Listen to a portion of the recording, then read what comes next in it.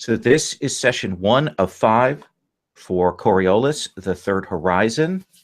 Pull that up there. Beautiful book. Look, it's a little thick.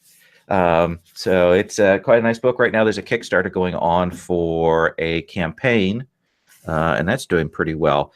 This is a game that is based on Free League's sort of Mutant Year Zero engine, though this one is decidedly more generous towards the characters.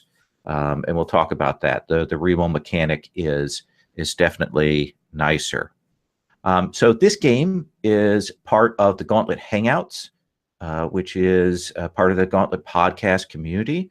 And if you're interested in this or any of our games, you can check us out. Like this month, we've got well over 100 games on the calendar scheduled out. And we're at gauntlet-rpg.com. You can check us out there. We have podcasts.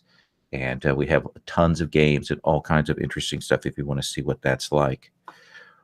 This is part of the Gauntlet Hangout, so we do use safety tools. So we're using the X card. That's a standard, easy-to-use mechanic, either done with gesture or in chat. I've played with everyone here. This is a stellar group of players.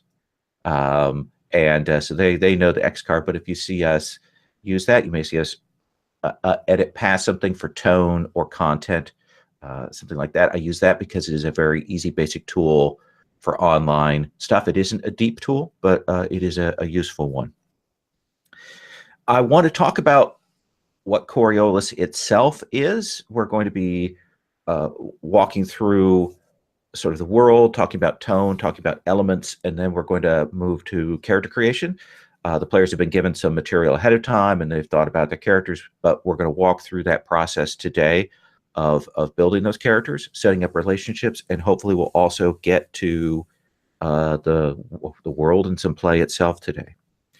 So this is the cell line for this game is Arabian Nights in space, and I think that requires some unpacking. This is a sci-fi game. It is a sci-fi mystical game. There are weird things in this universe. It is Arabian trappings. In the same way that Fading Suns as a sci-fi game has all that high medieval trappings, it's supposed to look like, D&D in space, or, we've got all of the high church and warriors and things like that. This takes very much Arabian trappings and brings it in here. So it is not Middle Eastern. It is not accurate Arabian. It is very much that exoticism, which can be kind of problematic at times. But I love this culture. I have a background in it, and so I wanted to bring this to the table and hopefully do it justice here by bringing some of the ideas here. The one thing I do want to say is it is definitely not Islamic. While it might be Arab and Middle Eastern and have Persian trappings and trappings from the Maghreb and so on, it is definitely not Islamic, despite that a lot of the iconography and visuals are taken from classical Islamic art. So I just want to put that on the table. I'll talk about the themes of the game in a bit, but let me do what I think are the most important historical bits. So this is called The Third Horizon, and that implies that there were 2 other horizons, and there were. There was a first horizon, essentially an expansion from the old world out into space, and then a second expansion, the second horizon. And then the third horizon were people that went out further. They were the dissidents, the intellectuals, the radicals. And the way they got out in these different jumps out were through these portals. They're not physical objects. They're just space structures built by the ancient portal builders. They allow travel between systems. And the discovery of those and the ability to use those is what allowed for this massive space colonization. About 160 some years ago, and I'm going to say years, but that's an abstract term, the different horizons went to war. Essentially, the first horizon wanted to reclaim control over the other parts. And that led to an immense series of space battles, fleets, massive warfare across the board. And then there came the destruction of the portals. And essentially, the third horizon, there was an incident, and they destroyed the portals that led to the previous horizons. So now the third horizon, essentially, they have portals, but it's purely insular to their own systems. The first and second horizon lost. That's about 160 years ago. And unfortunately, there was a lot of trade but between those. There was a lot of important support from the previous horizons and so on. And so you had a collapse amongst the systems of the third horizon. Civilizations crashed. There was a cascade effect across the board. A lot of fleets have been destroyed. A lot of starships have been lost. Systems became insular. And so we have this kind of dark ages for the systems. Parallel to this, and even before the founding of the first horizon, two massive colony ships left the old world. They were called Zenith and Nadir, or Nadir, however you say that. I'm from the Midwest, so I don't know pronunciations of words. These two went, and they were generation ships, massive long-term generation ships with some of the crew living, and dying on there, and others being in stasis, being woken up at times and being shifted out. The Nadir, gone. It was lost in transit. But the Zenith arrived here expecting to be the first colonists on these planets, and instead discovered all of the systems of the third horizon occupied. And there was a great debate about what they wanted to do, and eventually there was a mutiny aboard the Zenith. And some factions took off, leaving essentially two main factions. One of those, the faction of the captain and his family, went down to the planet below. And this is the planet of Mira. It's in the Kua system. They went down and ended up building and settling and taking their technology to create a city around a great monolith, massive, miles tall monolith on the surface of the planet. The rest of the crew, the remainder on there, essentially those from the engineering system, cannibalized the Zenith and created a massive, massive space station unlike anything ever seen before. And that is Coriolis Station. That is the Coriolis of the title of the game. And what happened then is those two groups came to a detente, and they began to expand. They began to send ships out. And within the next decade, they began to create commerce and trade and interactions between these systems and bring the planets back up out of the dark ages, start building ships, developing systems of contact and communication, all of that. So this has only been like 60 years since that arrival. And there are a lot of factions, and those factions are split into sort of two parts. And I'm not going to detail all of them, but I just want you to know that there are two key groups here.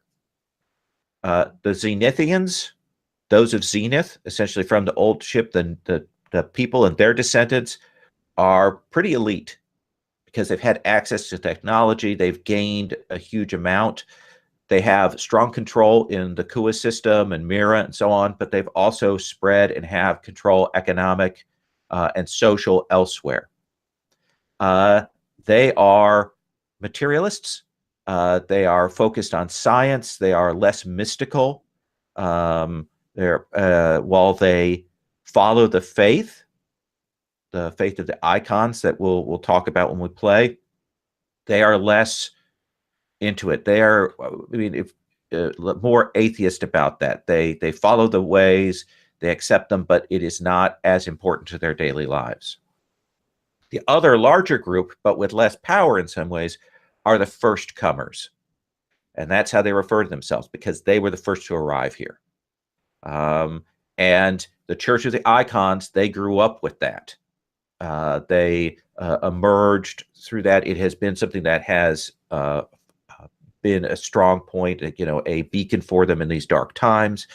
There's planets devoted to that. The Church of the Icons is very important. And so that's the main thrust of it, is the Zenithians versus the first comers. They work together. There are different factions that get along and don't. And so we've got old versus new. We have mysticism versus a more conventional view of the icons. We have other things that are out there. We have the dark between the stars, as they refer to it. And that's because some things have been changing in recent years. An alien from one of the planets, one of the first sort of intelligent high aliens, calling themselves the emissaries, they sent a representative to Coriolis Station and demanded representation. And they were granted it. And this is the first high, intelligent, rivaling civilization that has been met. But they're mysterious and unknown. And they claim to be the incarnation, this emissary who arrived, the incarnation of one of the icons, the judge. And that has created a schism. There are people who deny that. It's created a whole a set of problems. The system of Zalos has closed itself off and has created a whole set of tensions because of that. Since the arrival of the emissaries, since their discovery and their announcement, there have been more and more people who have developed strange abilities, mystics. Some of them believe they are powers given from the icons. Some of them believe they're psychic powers. It's uncertain, but they are regarded with suspicion by many of the most conservative. And generally, they'll only reveal those powers to their friends and close ones, and they have to be very careful about that. So that's the basic gist of it, he said in like a big long spiel. So there we go. So this is Arabian-themed sci-fi with a twist. That's our concept. Our aim here is to play out stories, to explore characters, and also to explore and develop the setting. There are a lot of bits that are kind of set, but I also want us to collaborate and develop things. So if you go, well, I come from the planet blah, then that's a planet now. We're gonna put that on the map here. The book has a lot of details, but we'll build on what the players bring to the table here. This is a more serious game, not Gonzo, and it is a game that has mystical things. There are semi-supernatural psychic beings out there. There's an atmosphere of mysticism that is present. The icons are active. They affect your lives.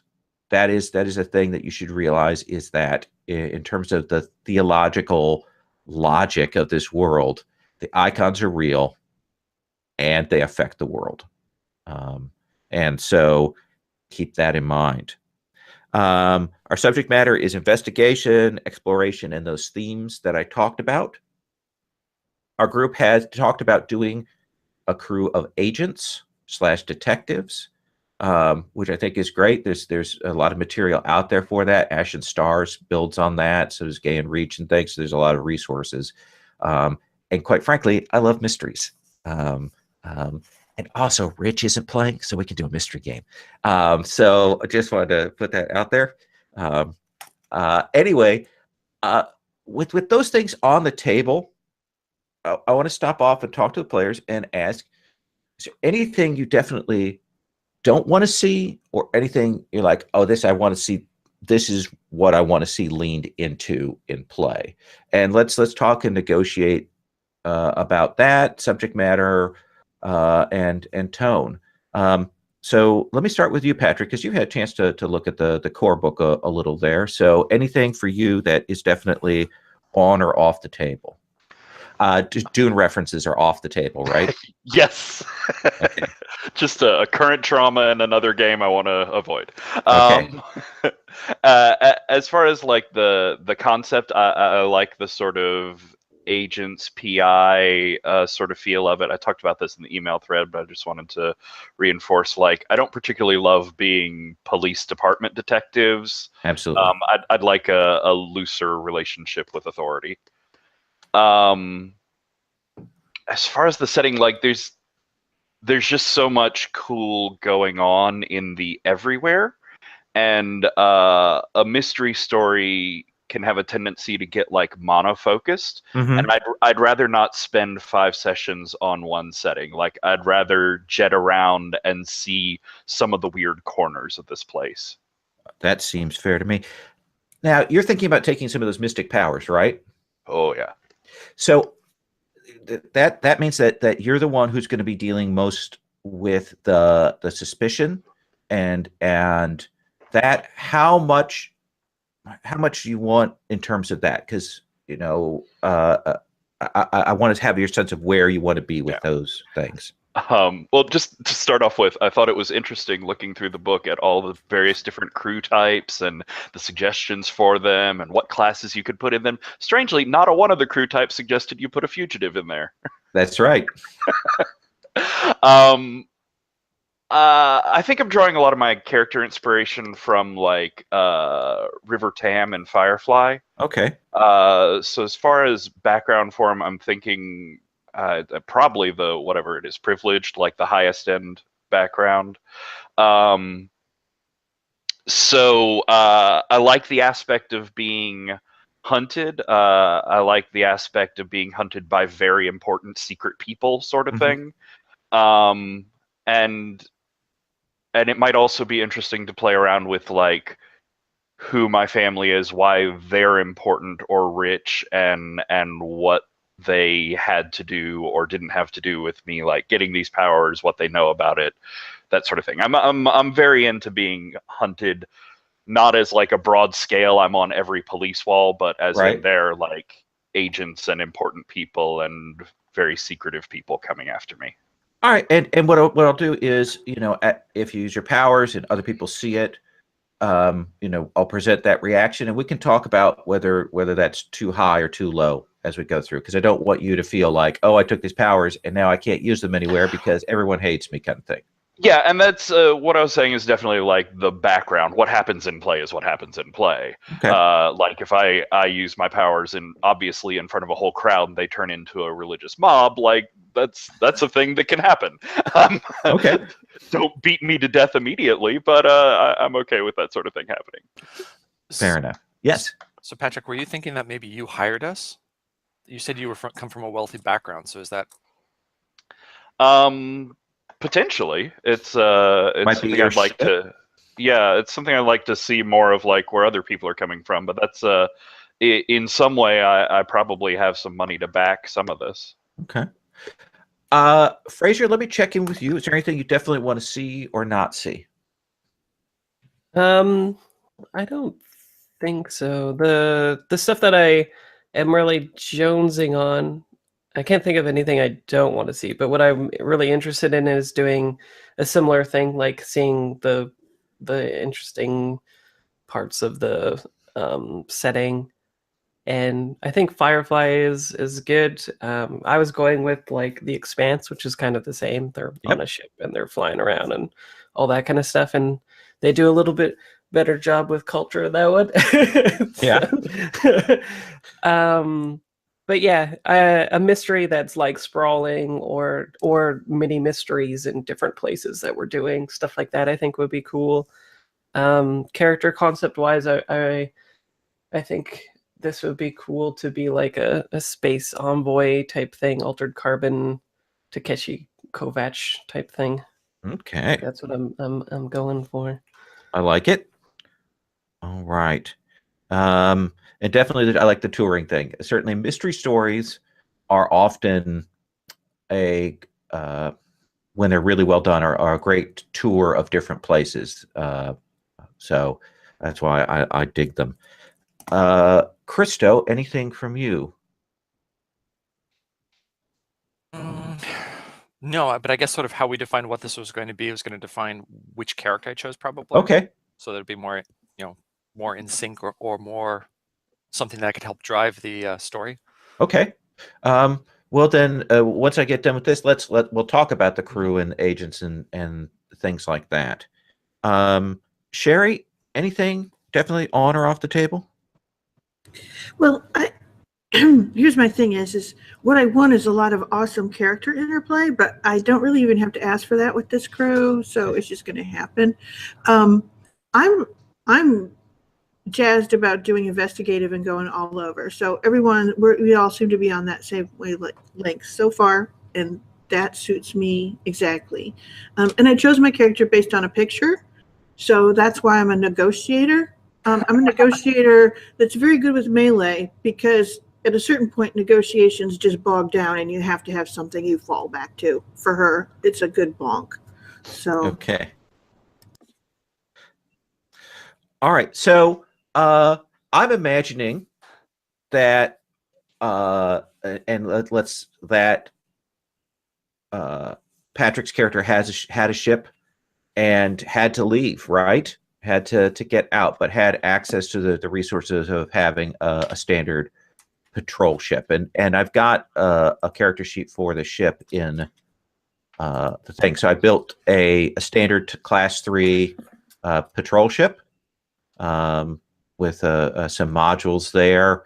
And we'll talk about there's some features you're going to get to pick, and I'll let each person pick from one of the lines in the features. But I imagine that you are mobile investigators, troubleshooters, fixers. Does that seem like a good way to describe what you do? Not associated necessarily with any particular faction, but taking jobs to go in and sometimes infiltrate, sometimes look into, sometimes I imagine that you've probably done at least one divorce court case, where you had to track people with their, extraplanetary liaisons and things. No, that's good, and that definitely opens up the sort of noir-y tropes of like, can you trust every job? Can you trust every John sort of thing? Yeah.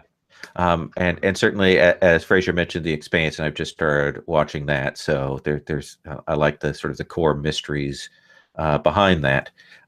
So that seems like a pretty good way to look at the crew. Does that give you a hook to hang your hat on, Christo? Or what else would you like to know? Yeah, I think it does. Okay. Yeah, but yeah, because then the action archaeologist could work, but also flipping to the whatchamacallit, what was the other one? The trailblazer with the scout focus, because then that gives the infiltration skills. Yeah.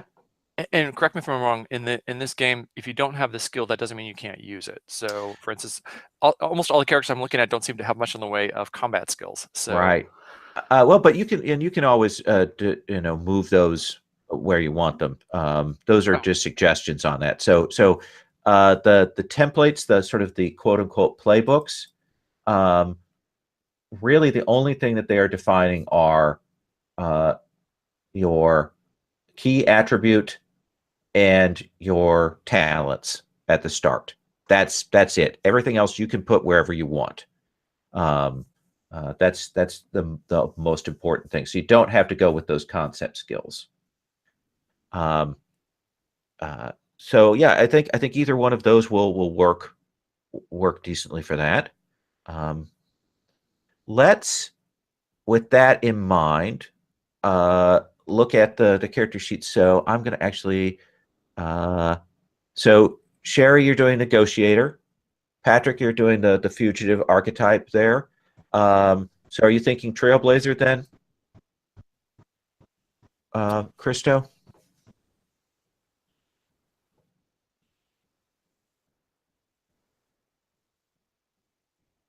You're You're muted. muted. Thanks. Yeah, I muted myself to speak. It was great. I'll go with Action Archaeologist just for the variety. Okay. And so which playbook is that built on? Scientist. You didn't Okay. know? I didn't know. And then Fraser, you're doing the Data Spider. Is that what you're still talking about? Operative. Operative. Okay. Yeah. Which is under that. Okay. So what I'm going to do is I'm going to archive the other playbooks just to get them out of the way here. Okay.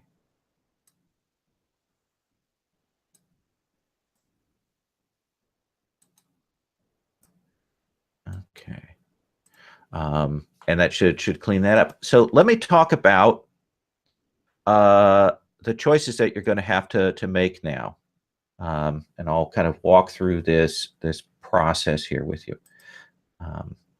Oops. And of course, I'm going to close that out. To that.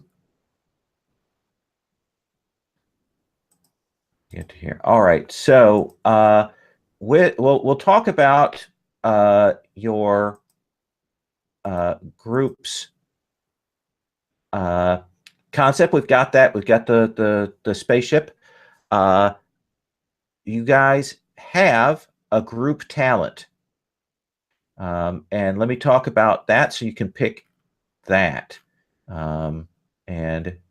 That means that you guys are from the agents archetype, which means that you have one of the following group talents, and everyone will have this same talent once you've picked it. You can have a friend in every port. You can find a useful contact in a new place. The contact can protect you, lend you gear, vouch for you. The GM gets 1 darkness point per use. It's 1 use per session for the whole group. Assassin's Guild, you can test infiltration instead of melee combat when essentially you make a surprise attack. Or Dancers of Alam, you can test dexterity instead of manipulation when trying to make a good impression. Which of those, anybody have like a strong feeling about one being better for your group than another? I'm thinking, well, to me, a friend in every port actually fits the sort of Archetype that we're going for. Okay. So that's under the group talents handout, and you can, when you want to add that to your character sheet, you can put that as one of your talents.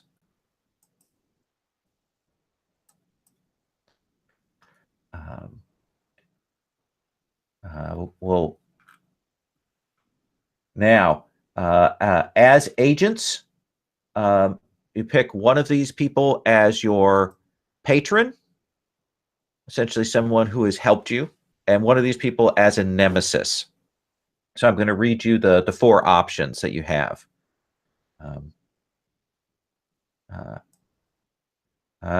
Captain Gira, adjudicator, completely loyal to the governor of Coriolis and prepared to counter any threat to the station, even if it means breaking the rules.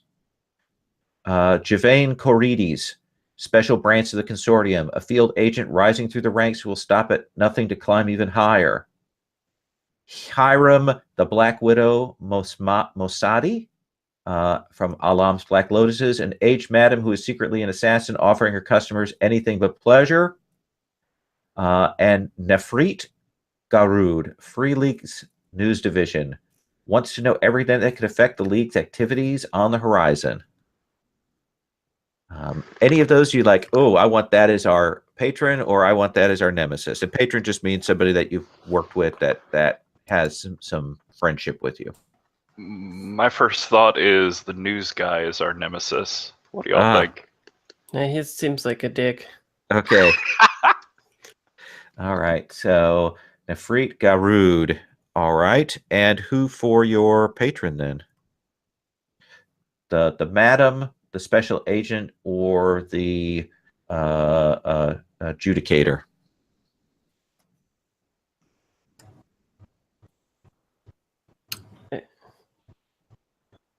Let's see here. Well, we're investigators. How about the adjudicator?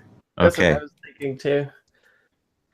So on Coriolis Station, you have a person on the inside who will help you out.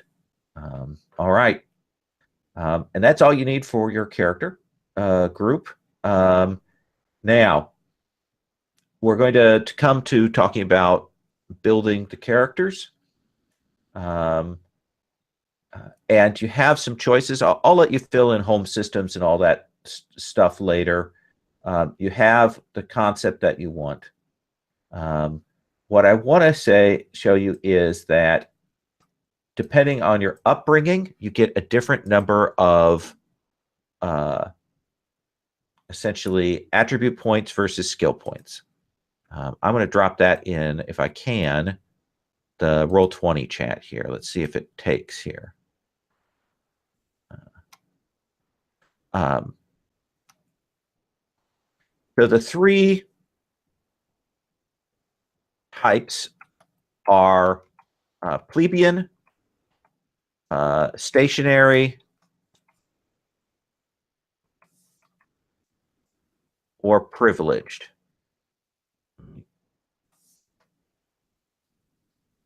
And if you have privileged, then you get, sorry, a plebeian, then you get more attribute points, but fewer skill points. So it's 15 and 8. Stationary is 14 attribute and 10 skill, and privileged is 13 attribute and 12 skill. Let me tell you why that's important. You never raise your attributes. And attributes affect 4 skills. So just keep that in mind. The other trade-off is that your reputation is higher depending on what you go with there, 2, 4, or 6. And it affects your starting capital, essentially the starting money.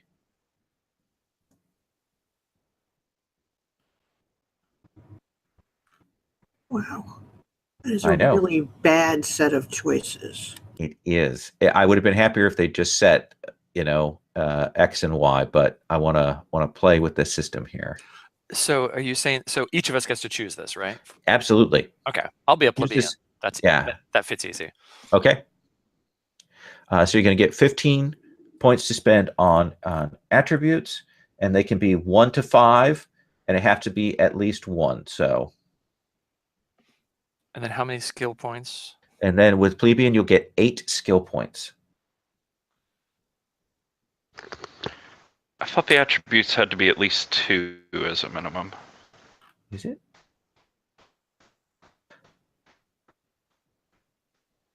Yes. Yeah, it has to be at least 2. You are correct. Thank you.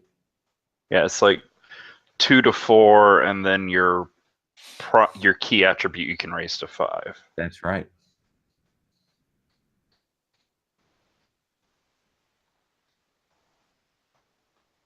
I think I'm stationary. Okay. So 14 and 10. That's a good medium. Yeah. Me too. Only one person declared themselves privileged, so. Okay. And reputation affects manipulation. Essentially, if someone has a higher reputation than you, it's harder to manipulate them. And that can go up and down during the game. There are 16 skills. There are 8 general and 8 advanced. The advanced skills you cannot use unless you have a skill level in them. The general skills you can use with just your attribute. Where is reputation tracked? Let me see on the sheet here. Let me take a look. Reputation. Oh, no. I was like, oh, there it is. Nope, that's radiation. Yeah, it's right below your icon on your character sheet. Right below my... Okay, I'm sure I'll find it any minute. Oh, there it is. Okay. Yeah. Lowell, you said attributes don't change. Do skills change? Yes, you can raise skills during play. Okay.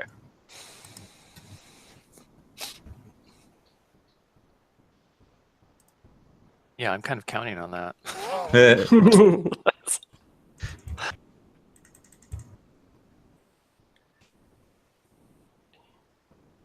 Where is reputation again? I don't. Over with the sort of the name. Got it. See that? Okay. So that means I have the lowest reputation, which is a good thing probably for me.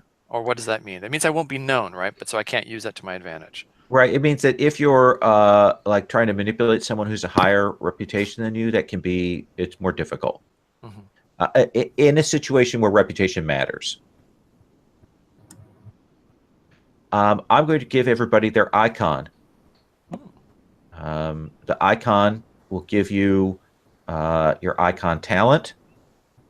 And then you'll also pick one of those 3 general talents that are listed on your character sheet there.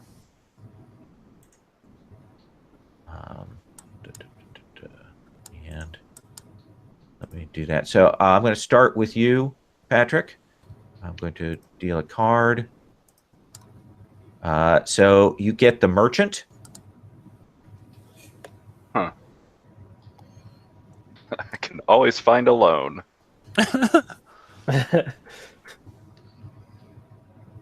Okay, and I'm going to draw. Essentially, I'm going to make sure that everybody has a different one.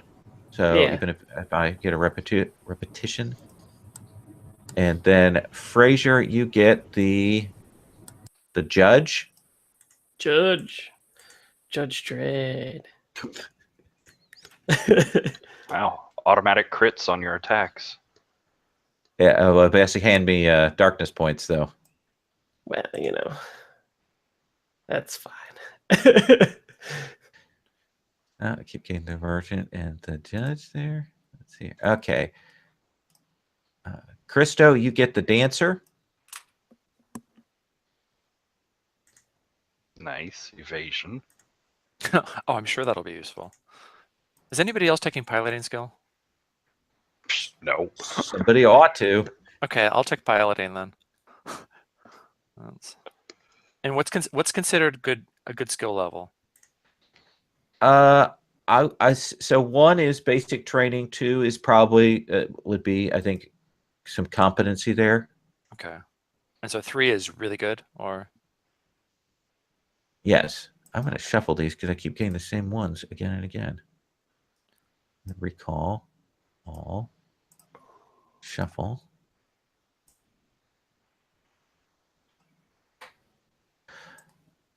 Sherry, you get the faceless.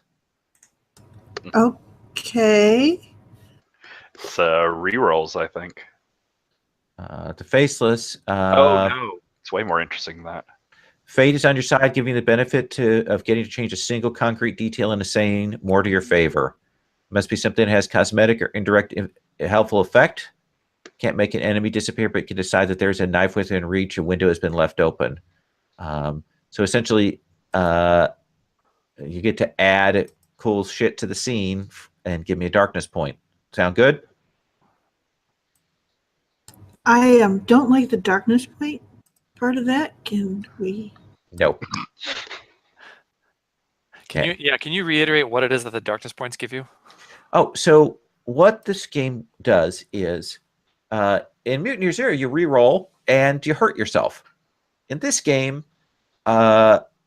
you can always ask for a re-roll, and since you re-roll anything that didn't come up a 6, and add any 6s you get on the second roll, essentially extra successes. When you do that, I get a darkness point.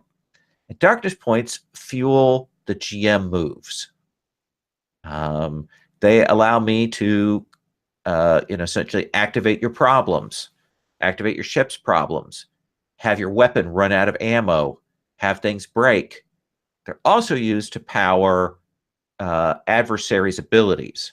So the way that Coriolis defines this is that, some monsters or foes and things like that will have a special ability, but the GM has to spend a certain amount of darkness points to activate that. So it is a currency that I have to use against you. And it starts at 0. He's so sad about that. Yeah. Though, when I played this with Fraser before, They gave me a lot of darkness points. And it was a fun game. Yeah. Especially So- when his gun broke. Yeah, well, can't have everything. Anybody have any questions about those skills or those talents? Nope. I don't know if it will be helpful for people to know, but I took Executioner. So, yeah. What does that mean? I like mess them up pretty good unless they have 9 lives talent, basically. When I get a crit, I can basically just roll immediately on a table that sees how bad I mess them up, I think. He's quite nasty. Yeah. It goes hand in hand with your icon. Yes. The command skill, lol, Yes. is that more like tactical military or like organizational or what? It is useful for anything. What it is when Specific. it is specifically used in space combat whenever you help someone, but generally outside of it, you can when you give orders and the other person follows it, your successes, you'll add your successes to theirs. Interesting. Yeah. Okay. And the other thing is, outside of combat and those kinds of situations, you can use command to help people recover mind points, essentially, if they've taken shock. Okay. And then the other skill you're going to want, of course, is Mystic Powers. Yes. Okay. And you have access to the book, so you know where all that stuff is. So I'll leave that in your hands, okay? Okay. Generally, in this game, you're going to be rolling those pool of dice based on attribute plus skill. If you get one success, that's like a 7 to 9 a lot of the time. That's like a partial success, a limited success. There's a cost there, and the skills kind of describe that. It's not going to undercut or negate your success, but it might cause additional problems. If you get 2 successes, that's a complete success.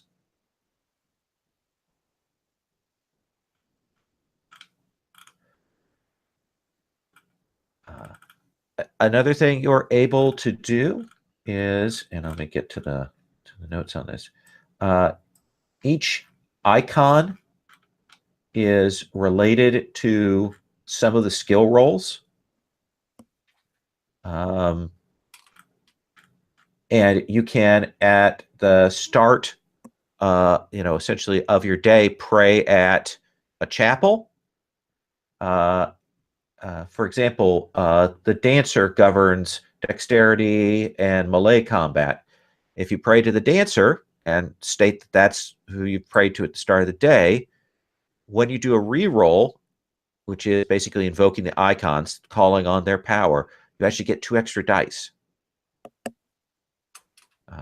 So that is kind of a goob to look at those powers and what they do and figure out what they're associated with. In fact, I should probably copy that out and put that in a little file here for us so that we can refer to it. I'll put it as a handout.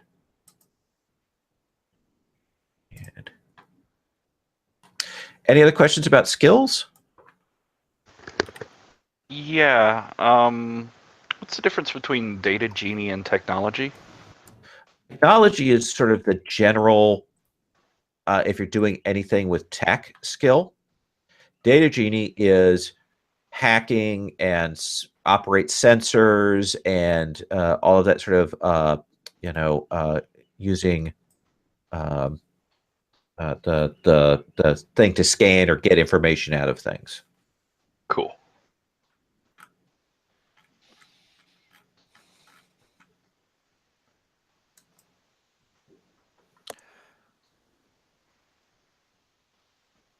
Is there a way to stretch the talent boxes so that they're readable? Yeah, you should be able to. Not the talent ones. Or Or the maybe talent. modify. No, you can move them up and down or delete them. Yeah. So they're just referenced. Like I put it in my notes. Oh, that's a good idea. Yeah. Oh, where are the notes? At the very top, character sheet, and then character notes beside character. Oh, yeah. Okay, that'll work. Yeah, and then I just pop them down there. That is an odd choice to make those so narrow. Am I able to get cybernetic implants right away? Because I'm building it all. Well, if that's one of your talent picks, certainly. There are some of those talents that people have as choices are cybernetic. Oh, are there? Some of the gear picks are cybernetic too for some of the playbooks. Yeah. Oh, okay. I guess I'll wait till we get there then. Are we just like are we building it all together, right? Like Yeah. we're just going through it. Yeah. We're going to go through where everybody can once everybody has their skills, stats, and talents, then we'll kind of I'll walk around and we'll look at personal problem and relationships and gear. Okay. So where do we get to choose talents other than the group one and the icon one? Under the playbook, it gives you 3 talents to pick one from. Yeah. Your playbook. Oh, okay. So look at the playbook thing. Okay. And your look. So get to scientist. I like that. Choose from a list or use your imagination. The power of imagination. There we go. Okay. Yeah. So I could be a field medicurg. Is that what they're called? Yeah, it's a field medic. I'm going to just say field medic. I'm never going to say medicurg. Okay. A Medicurg? wealthy family is your talent? That sounds like more trouble than talent. Do you have the faction, or I mean the different character talents, the character type talents somewhere? Sure, it's in the playbook. So tell me what you are a Negotiator. So I got faction standing, language modulator, and lie detector. And Yeah. I say CYB, and I don't know if that means. Oh, so that's those are cybernetic ones. So if you look under the Oh. handouts on Roll20. Okay, that was what I didn't know that's what that was meant. And what does faction standing mean then? Let's look. That's get a under +1? general talents. I'm sorry. That's okay. If you belong to a faction or gang that can use its reputation to get a +1 to manipulation when trying to scare or threaten someone, given that person you're threatening knows of the faction, that faction has some influence. Yeah. Okay. Sorry. Lie detector is pretty nice. Yes, it certainly sounds nice, but I'm sure I'm handing you darkness points. I've heard how this game goes. You have a built-in lie detector to use on someone. You must touch a person, speak to her, or look her in the eyes. Test manipulation with a +2. If you pass, you can tell if the person is lying or not. Nice. No That dark side sounds cool. and no dark points No there? darkness points on that one. Then I'm for, Though I will say cybernetics are the thing that are vulnerable to breakdown. Oh, I bet. Yeah. For concept skills, that's just it saying, like, if you want to be an assassin, you should put your skills in those ones, right? Yeah, you are not restricted to those at all. Yeah. And what is cohol? A cohol is a drug. I guessed that. What does it get me? Is it just a drug that gives me immense pleasure, or? Let's look up and see what it says about that. Just so y'all know, that's one of my potential personal problems. Let's see if I can. It makes me impulsive and erratic. So that could be a really good rainmaker. Don't you want a pilot that's impulsive and erratic? Yeah, that's. Yeah. I do, but I don't know about the players. When we need evasive Fly maneuver. casual. Let's see if it has. So I know there's problems meant to be sort of. Do they give me anything when they play up? Let's look at the end of session XP because that does impact that. Where is that?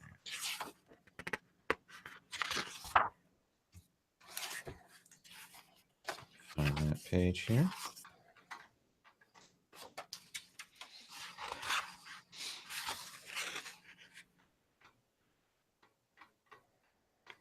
It's weird that they put cybernetics under talents. Well, but because it does give you an ability, so Yeah. I mean, if you want to see, essentially, if you want cybernetics, you have to do an advance, you get with experience points to be able to buy it. Yeah. Yeah, I sort of think the game is using talents as things you need to pay experience for. Yeah. Yeah. So for experience points is you get a point if you participate in the session. You do get 1 point for just attendance. Did you overcome a difficult challenge to help your crew reach its goal? Did you put yourself or your crew at risk because of your personal problem? Did you learn something new about yourself or another PC? Did you sacrifice or risk something for your PC buddy? Did you act in accordance with your icon? So those are the 6 questions at the end of a session. Oh, I have a dark secret that could turn anyone against me. Yes. That sounds nice. Yeah. Better check and see if Patrick is going to be a telepath then. I'm actually starting with mystical power stop. You can stop an NPC from performing an action they otherwise would have. Must be something subtle that can be attributed to simple forgetfulness. Things like trying to pass a roadblock without checking our papers, or they forget their keys somewhere. Can't stop attacks. Fair enough. Sherry, do you have any questions, or are you sort of set? You're muted. Think so. I think I'm set. Okay. This is a beautiful story I'm telling myself. Christo, what about you? I'm just deciding between being a drug addict or having bounty hunters after me. I mean, it's a tough call, you know. Yeah. Or use your imagination. Okay. Oh yeah, you're right. I do get to use my imagination. That is a potential. Yeah. What about you, Fraser? I am up to relationships and gear. Okay. And we're supposed to choose our personal problem? You can choose your personal problem, and then I'm going to have everybody introduce themselves, and then we'll go through relationships. I would like to have a particularly jealous fiance back on the planet or back on the station, and essentially he's my ticket to higher status. So it's important to me to keep him happy. Particularly, I was noticing how beautiful Ghazi is. That could be a problem. So I got to keep myself out of the news is essentially it. Does that seem like a good personal problem? Let's see. Ghazi's okay. Have you seen me? Hey, you do have amazing eyes. I'll give you that. I like that. Okay, picture. so you're just going to multiply my problems. Great. Yeah, you're just like, okay, we're gonna go do a mission now. How come you never introduced me to your friends? Well, we're busy. See ya. But they're the nicest girls you ever met. Okay. So, Yeah. Really platonic, yes. Lowell just blue screened, which is why he's being very, very still. So he'll be back shortly. Oh, sad face. Yeah. Oh yeah. I don't know what's going to happen to the recording. So. It should be fine as long as we're in it. You can re-enter by YouTube. So does anybody have a good personal problem for me? Do You're I want to do the drug addiction? Do we want to have bounty hunters? Everyone's been digging up all these bones, and so you don't have any bones to dig up. I suppose if you're Indiana Jonesing, maybe you dug up the wrong thing. Someone's after you for something you found. Well, that's what the bounty hunters potentially are. Gotcha. Which could be interesting, but that's the nice thing about the ones that like the drug thing is that theoretically I can trigger that any session I want probably, so I can control when that happens and make sure it happens so I get the experience points. But yeah, we're just like, okay, we're going into a firefight. Like, I don't know, that sounds stressful. I better get high. I need some blue lotus. I need to chase the lotus. I need to focus. Yeah. Instead of chasing the dragon, it's chasing the lotus.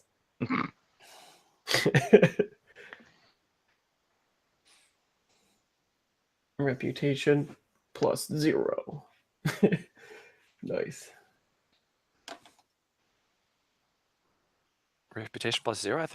I thought I was the one with the lowest reputation.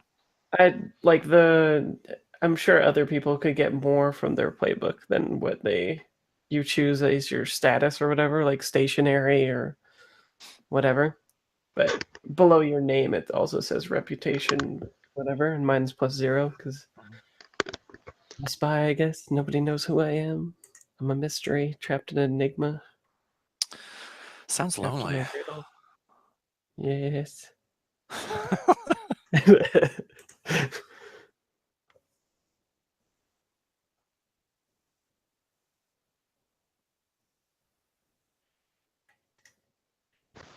You said you did the middle path, Fraser, stationary? Yeah, stationary. I think that's 4 reputation to start with. Yeah, the playbook just doesn't give me Oh, extra, gotcha, like my concept. I got knocked down by 2 for mine. Yeah. Oh, I got a +1 for But you're also rich, right? So Yeah. There's that. Life is hard.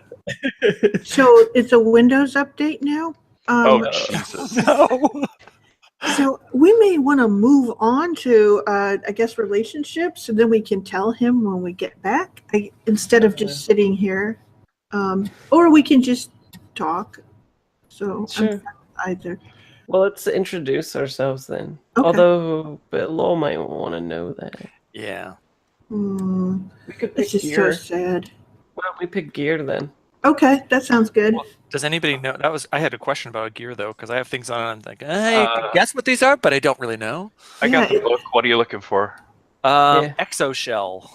Exoshell is basically a spacesuit. It lets you walk out in vacuum and has magnetized boots, but is not very protective, like from attacks. No, I got that. That's what I'm thinking. What? Again, this comes back to what are we really doing? and tools advanced. Let's see about that. Vulcan Cricket. I want to Gives you a gear bonus to something, but what? Yeah, probably. I knew about the exosuit because it was on mine too. Oh, or advanced mail. Oh, there we go. Tools. Tools primitive. Tools ordinary. Tools advanced. Multi-tools for all kinds of advanced repairs as long as the proper spare parts are available. Gives you a +1 to technology rolls. Oh, okay. I'm taking that. And is everybody taking a communicator? It looks like a communicator 3, I guess is what that is. Do we all have that option? I have an option for a communicator 2. I think it's a 3. I can't Or read. protective clothing. I don't have an option for any communicator, but I'll buy one probably.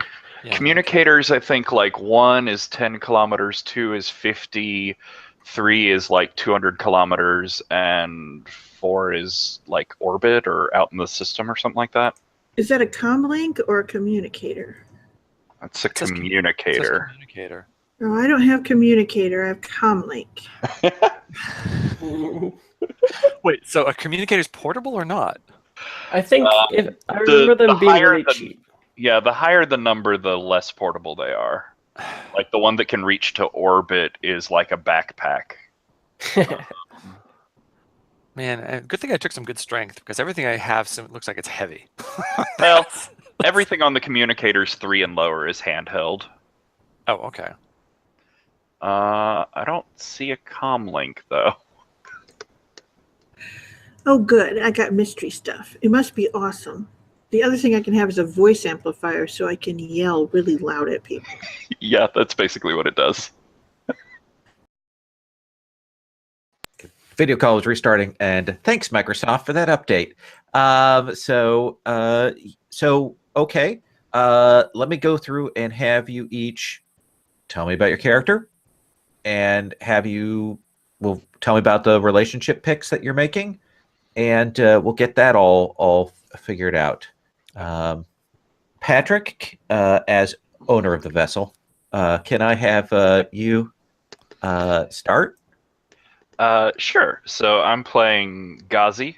We talked about the fugitive mystic concept. He's privileged background with the merchant as his icon. His personal problem, just because I thought it leaned into what we talked about, is a group of zealous icons. Icon believers are on your tail. They know about your powers. Nice. So we were sort of talking about previously, like the agency of personal problems, and I guess this is one that falls on you a lot. But I will try and look for places like, hey, maybe someone notices this or something like that. Yeah, it's certainly a way I could spend darkness points. Okay. So I don't mind that at all. And let me look at your character sheet here for Ghazi. You took very high empathy. Very high empathy. And looks like you took infiltration, manipulation, got mystic powers. Command is a good one to have. It takes one of the stations in spaceship combat, so that's a good thing to have there. Yeah, and I have a little bit of command and culture, but I have really high empathy to combine with it, so it actually turns out pretty well. I picked up data gen because we didn't have any, and he would have access to expensive high technology, so it might have been like a pastime for him. That's perfect. And I'll have everybody introduce themselves, and then we'll go through the relationship to PCs. Describe to me how you're picturing Ghazi looking. Do we? Oh, you actually have a picture. Yeah, I have a picture. He's a little older, and he's certainly, since his life on the run, by a little older, I mean like not a young, fresh-faced adventurer sort of thing. But his life on the run, I think he's let his grooming go. Like he certainly in his noble life wouldn't have had quite as scruffy a beard or long hair. But he still dresses very fancy. I like that jacket. Absolutely. That works. And his family. What are you thinking about that? What are they like?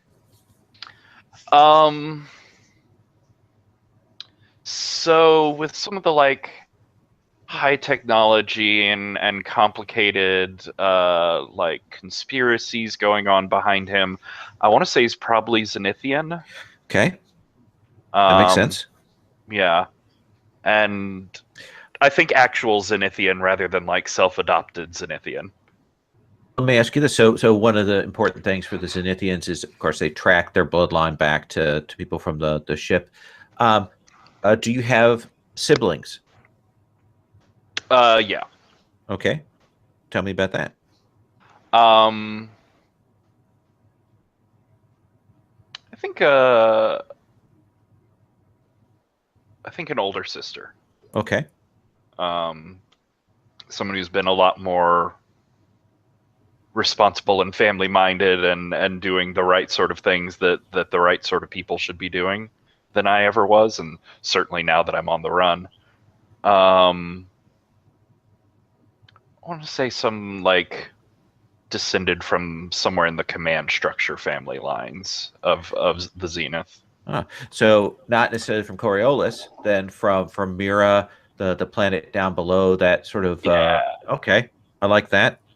Yeah, I think they were family because it would have been like these ancient 1,000-year-old tales of the sort of like villas and mansions that they would have had back on the home planet, and so I think that's what they were looking for again, rather than continuing to live in space. To get this ship, did you trade on your family's name, or did you avoid that conspicuously? Like really try to avoid having that at all tied in? I think the ship was maybe early, so yeah, I did trade on my family's name. I think it led to a lot of the initial problems I had with those icon believers tracking me, and like I had to go through some difficulty maybe with one of the other players to get the ship like hidden and deregistered and sort of obfuscate where it came from after they were tracking me. I like that. Not today, but I want you to eventually come up with a good last name for your family. So we have a nice family name to go with that. These mystic powers that you have, is clearly a fairly recent thing for you, right? Mm-hmm. Okay. I'm going to ask you 2 questions about that. One, before that happened, what did you expect your life was going to be like? I think it was something between like art and technology. I think he was dreaming of planning to be working as a programmer, but for like conceptual artistic things like visual medias or immersive sort of artistic experiences. Okay. One of the things that's not in the book that I'm going to have you tell us about is these mystic powers are starting to appear. People are having them. We know how people react to them. What does that look like when they appear? Is it purely like a mutant, coming of age thing, or is it more mystical, or are there like shared visions? How are you picturing these powers, at least for yourself, or maybe more generally, coming about? I think for him, I do think they started just appearing naturally after the emissaries showed up. But I think for him and some others, like there was some sort of group government cabal that was experimenting on people, trying to force this change. Especially like here in the system where one or more of the emissaries hang out on Coriolis. They're close enough to try and experiment with that. So I think he was sort of the result of that. And I think it came with a lot of brainwashing, programming sort of stuff that they tried to do to him. Okay. But I do think there's some sense of connection, like the natural sort of connection to the emissaries through these powers is breaking through, breaking down what they tried to do. That there's something stronger than the science they tried to use. Does that make sense? Very interesting. It gives us the implication that the authorities know more about this than they're letting on. Like they know the source of it, or they know why it's happening, and that they're trying to weaponize it in some way. I like that very much. Let me come to our next character, and I believe that is Kef the Envoy.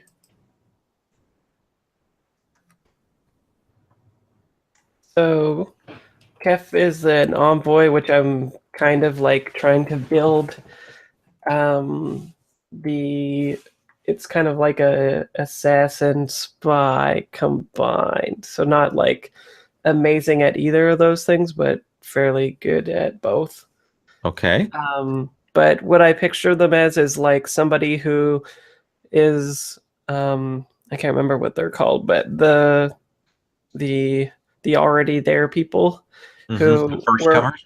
yeah who was like in poverty and joined the military and then got put into a special program from on Coriolis from Zenith, probably some special military program that trained him to be like this.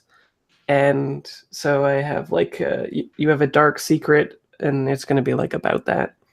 Okay. That could turn everyone against me, and yeah, I'm essentially just trying to build an envoy from Altered Carbon. Okay. That is the goal. And we'll think about how you want to define that dark secret. What are the pieces that we can drop on the table about that as we go along?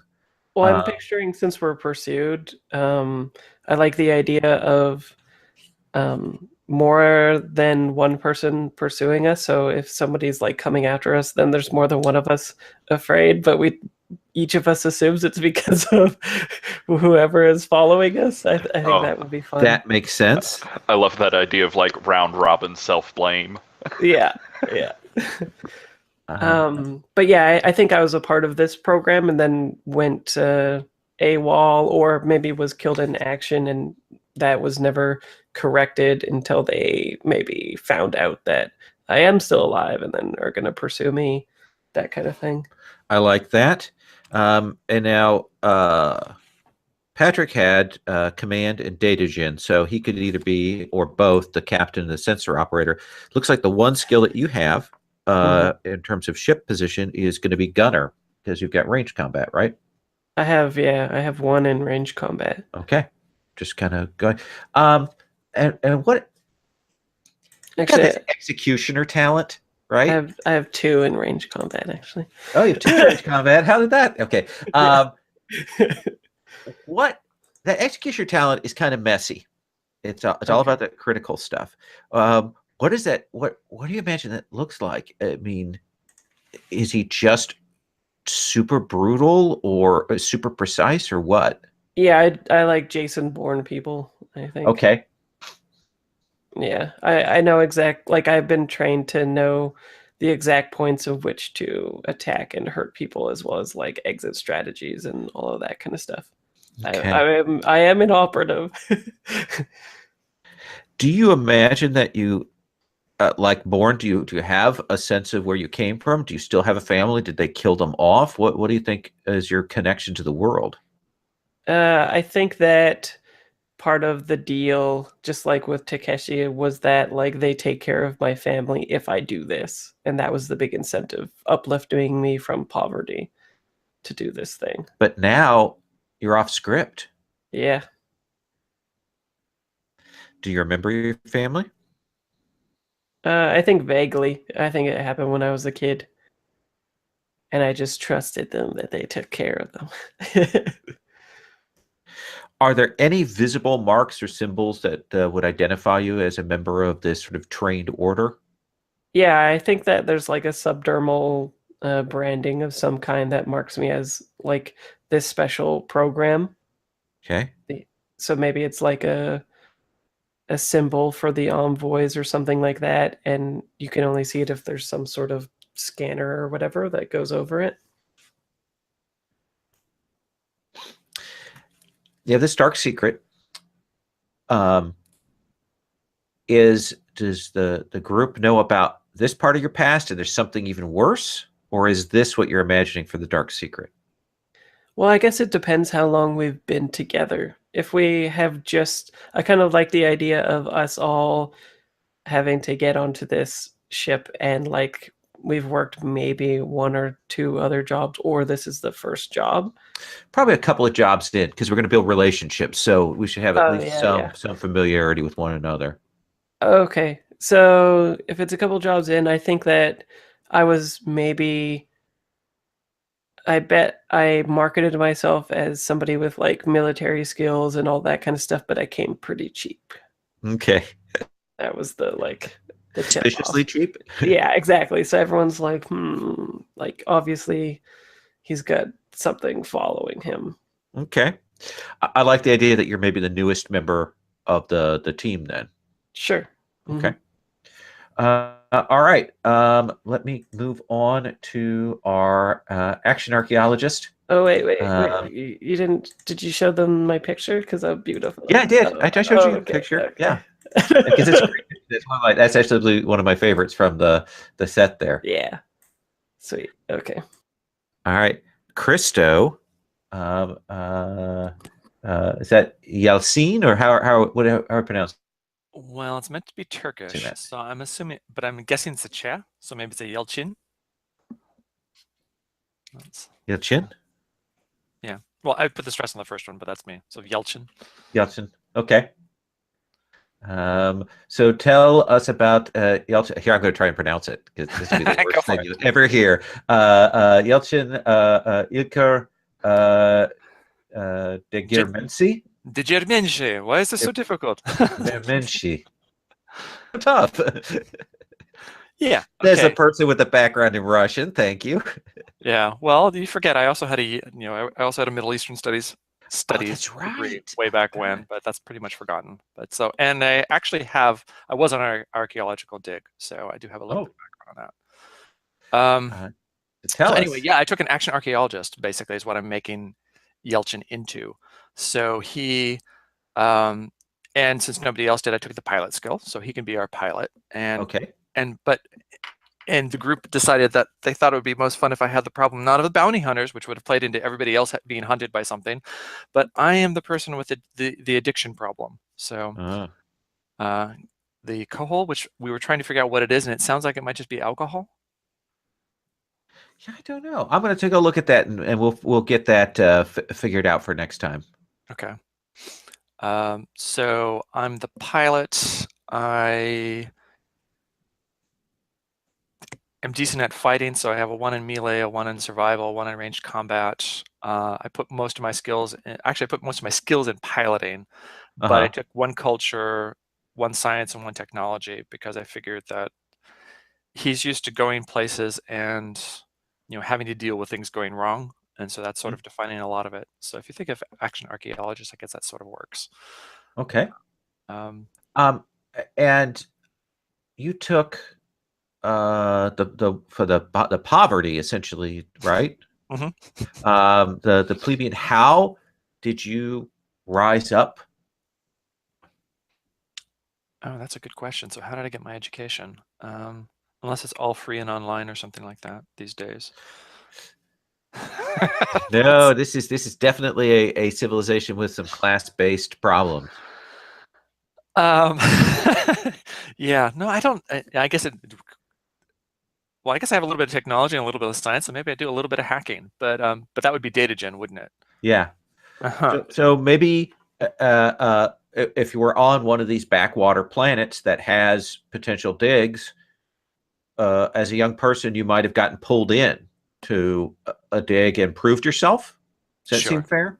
Yeah, that actually seems like a really good one. So I might have had a mentor or something like that, somebody that felt sorry for me. Right. Sort of, or maybe I thought they felt sorry for me, but actually they were exploiting me. Right. They might get dragged along then to various digs because you were useful, fast, and could pick things up. You have the gearhead talent. What does that do? I didn't look. I don't have the description of it. I'm assuming tying in with the science and tech, so when things break, I can fix it. It's probably what I was thinking of more than anything. Love tinkering with gear and equipment. With successful tech test, you can repair an item or a jury rig, a one-use contraption for a specific task. Number of 6s on your roll determines the gear bonus of the item. Okay. So do you think that's something you picked up on the digs, or was it a gift that you had before then? I think it's probably a gift. And it's developed because digs tend to be not in the most central locations. Okay. So therefore, and I guess we haven't even discussed what kind of digs these would be, but I would expect they would be relatively far from civilization, and so then things could break down. And so I ended up being the person that would fix things. Yeah, and some digs will be essentially from sites lost during the war, from 160 years ago, from before the darkness, from places that collapsed. But then the other things will be essentially materials and sites of the portal builders or evidence of other peoples. There are some non-human sentient peoples, but they don't have a particularly high level of civilization. And it's unclear whether they were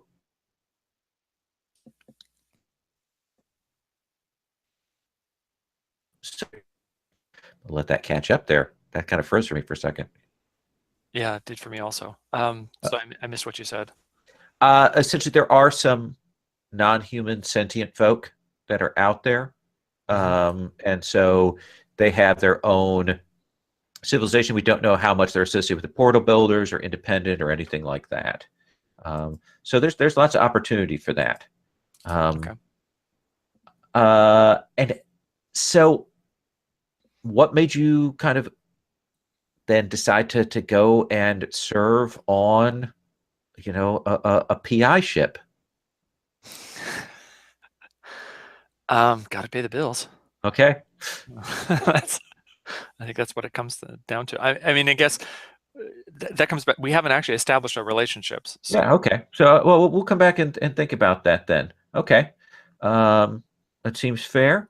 Let me come to then Kieran, and then we'll talk relationships. Okay. Kieran, our negotiator, please tell us about yourself. Well, she's a person, she's in that stationary class, but she has aspirations. Her bloodlines are actually good enough to kind of maybe, if she marries well, be considered part of the higher classes.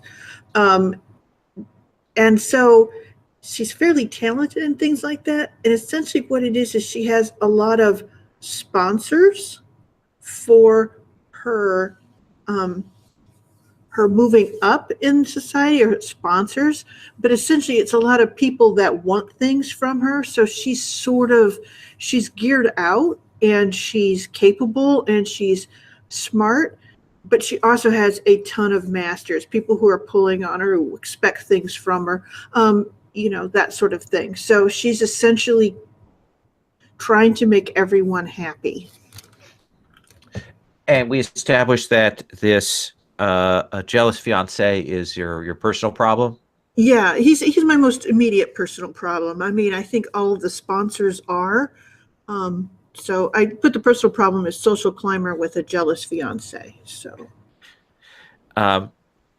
and we have a pretty decent melee combat.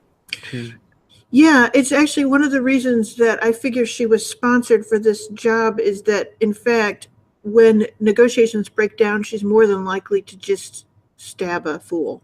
So, I mean, that's just, they say, because she wasn't raised among the highest class, she's a lot more pragmatic, and they find that kind of hilarious.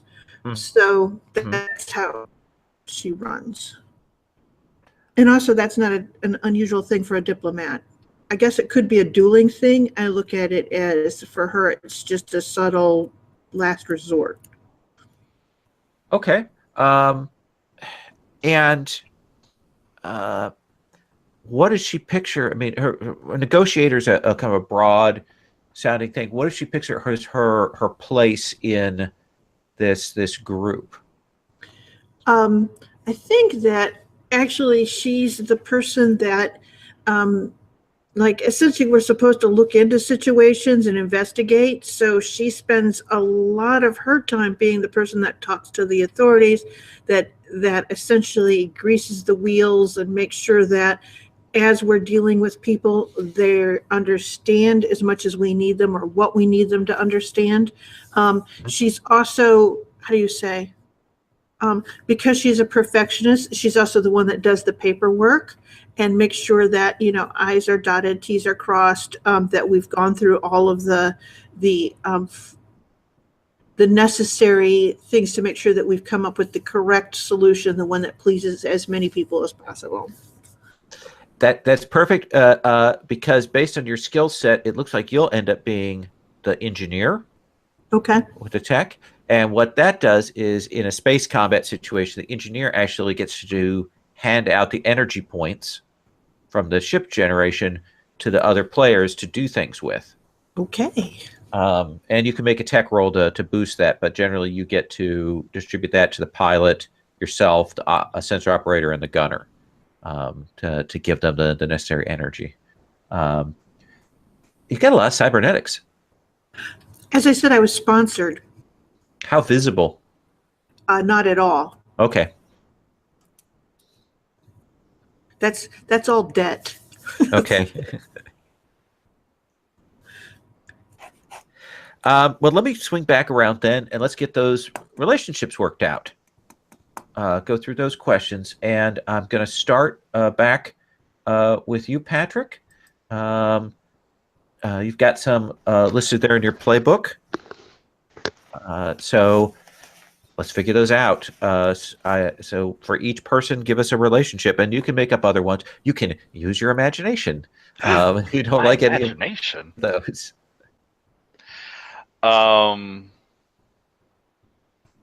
Let's see. So, because I have the secret, and some of the relationships here deal with that secret. I think it's probably like the existence of I have a weird little mystic power and people are chasing me for it, that's probably out there in the group. Okay. That sort of basic level of it. I think my background, my family, obviously I come from a rich family, but I think I've refused to talk about any details there. Okay. But I want to go with Yelchin knows your secret, and maybe he could understand you. And I think the secret that you know there is this sort of heretical. Oh, you're first comer, so that's even better. This heretical sort of aspect of it, of this growing connection to the emissary. Like I keep getting these visions and flashes and strange alien words and knowledge that's obviously a growing connection with the emissaries. And so I think that's probably off-putting for you, at least religiously speaking at first.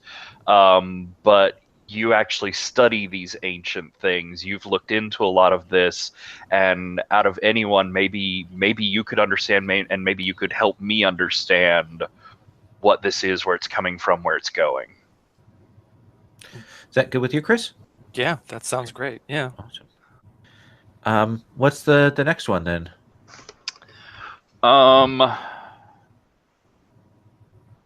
So I think for names, bad at names.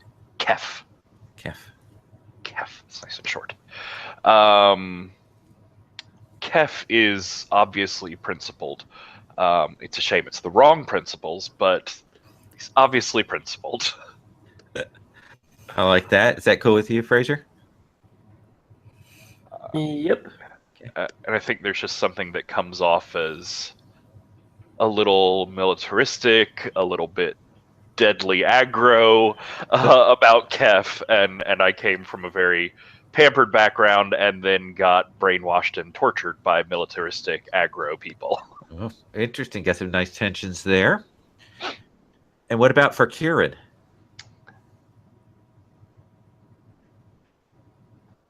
I hope Kieran doesn't wish me harm. No, I think Kieran is someone I respect. And I hope that she feels the same way about me. And why do you respect Kieran? I'm not sure. What was your personality like in all of that background? I would say that she probably reminds you of your big sister in that she's very much like carries through on the responsibilities and seems to be trying to keep all the things happy and in balance. So there's that kind of. I love that. Okay.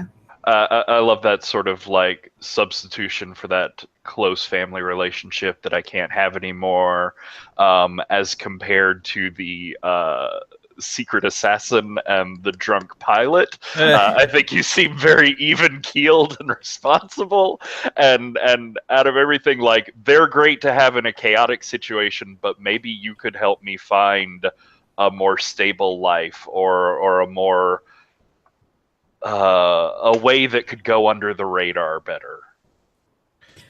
Sounds good. Perfect. Plus, you've obviously got some like important ties or patrons to have picked up all the tech that we may or may not know about all of it. But maybe influential enough people to help me out too. Okay. Nice. All right. Let's talk with Kef. Kef, what are your relationships? So first one, Ghazi, the fugitive. I think they can be trusted no matter what, because they brought me onto the ship, even though I'm sure they were like, it's a little bit fishy that they're willing to accept a lower amount of money for the skill set that I have. I'm certainly not going to turn you into the cops. Yeah. And you've been open about your own past, so I think that it's garnered some trust. Gotcha. Awesome. Kiran, is it? Kieran? Kieran. Kieran is skillful, but I see you as naive. You have so many like patrons, and I think there'll be some tension between you having these patrons that are connected to the zeniths who are hunting me. Like there'll be like an interesting dynamic going on there. But I think I've seen you use some of your combat skills, so it's kind of like respect. And Yalan, the scientist, archaeologist, needs to be protected. Is how I see them. I think, like, in my mind, one of the main reasons that I was brought in is just to protect Yalan, basically. Okay. He's the pilot. He's a little bit erratic sometimes, apparently, but... Are you aware of how bad his habit is? No, I don't think so. Not Okay. yet. Awesome. Are you good with that, Christo? Sure. All right. Then let's come to Yalchin. Okay. Well, Yelchin's choices are a little interesting. The canned ones are interesting. Do we ever establish the relationship? As in, I know that Kieran was saying that she has a jealous fiance. So who is who is there one particular person, or is it all of us that he's jealous of? He's jealous of any other Okay. person. I mean, usually when someone's jealous, they're always jealous. Okay, so I could play into that. I could play Kieran is so beautiful, but she would probably never look my way twice. Uh,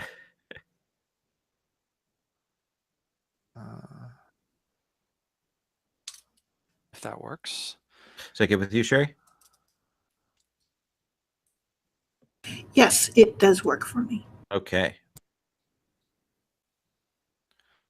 And then, yeah, the choices are interesting because they're sort of arrogant. So the relationships that they give me by can. I know, but then coming up with something like off the top, it can be a little hard sometimes. So blank has no clue. How can somebody possibly be so dumb? I think that's got to be Kef. Okay. If Kef is okay with that. Yep. But at least I'm pretty. Okay, right. I think we're a ship of lookers, so I don't think that's an issue for any of us. Right. Okay, and then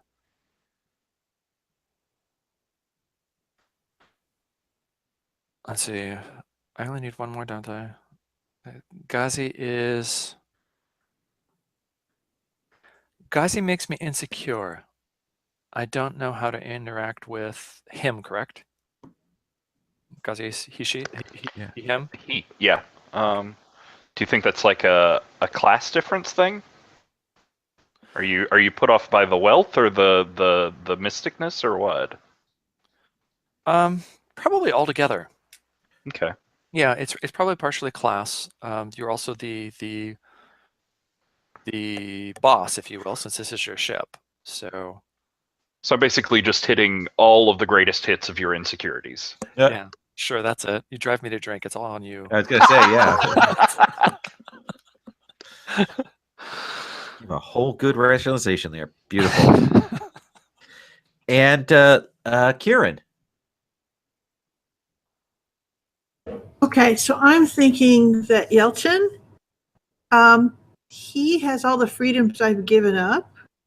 So there's a sort of sadness to that, and a sort of maybe a little bit of envy. And maybe like when she can, she'll sneak away and have a drink, at least in his vicinity, to be near that again. I like that.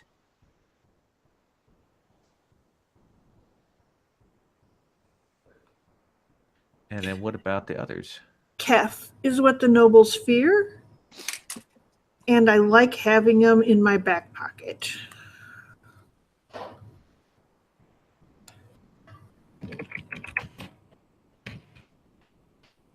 What does that back pocket thing look like? I think it's that I look I probably consider myself a little bit more familiar with Kef than Kef is. Like, I think of him more like that we're friends and comrades in that thing, and that like she kind of is like, if like Kef has my back, Okay. like if it comes down to that. So not that she's tested that particularly, that's just kind of how she feels, like a little bit exultant, like maybe.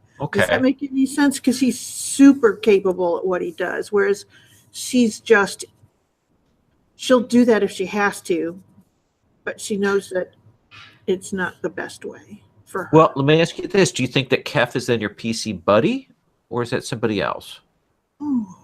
I have you as my PC buddy, so that works. Can you talk about that? Because I started adding relationships and the button buddy popped up, and I'm infinitely curious about that. So PC buddy means it's essentially an experience point trigger. At the end of session, one of the questions is whether essentially you helped out your PC buddy. How that's phrased exactly. And you can change it from session to session as well. The book says, did you sacrifice or risk something for your PC buddy? Now, what I tend to do is take a little bit of that Blades in the Dark thing, sacrifice, risk, or did you present us something about the relationship with your PC buddy? Was there some evolution? Was there some change? Was there some deepening of that? And you can even do that at the end of session when we're asking those questions.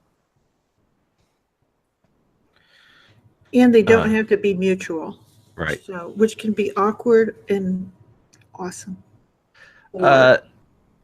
So let's get Ghazi, and then Okay. you can tell me who your PC buddy is. Okay, and so Ghazi, his sister has placed me with him to protect him. Oh, nice.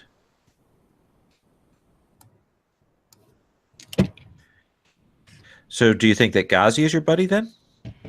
Probably for all practical purposes. He's a practical buddy. Okay. Yelchin, who's your PC buddy? I'm gonna say it's Kef actually, Okay. because he's clueless, and I think I'm looking out for him. All right. And I think I'm looking out for you. Exactly. And Ghazi, what about you? I think it's Yelchin. Okay. I think I really respond to the fact that you overcame some ingrained religious prejudices, and I'm really hopeful that you can help me find answers. I like it. I like it very much. Sherry, I'm going to come back and we're going to kind of do this in the same reverse order. You guys have a ship. Yes. And if you pop open the ship character sheet and roll 20. Oh, it has its own character sheet. Yes. Can we take a 5-minute break? Absolutely. We can do that. I'm going to tell people what you need to look at when we come back from the break. There are features. Oh. There are 4 features, and there's a choice between 2 of those features. And Sherry, when we come back, I'm going to let you look at the features. They're on the character spaceship tab, and they're on the right-hand column. And I'll have you pick one of the lines and then pick one of the choices. So let's take 5, and we'll come back on that. Thank you guys very much.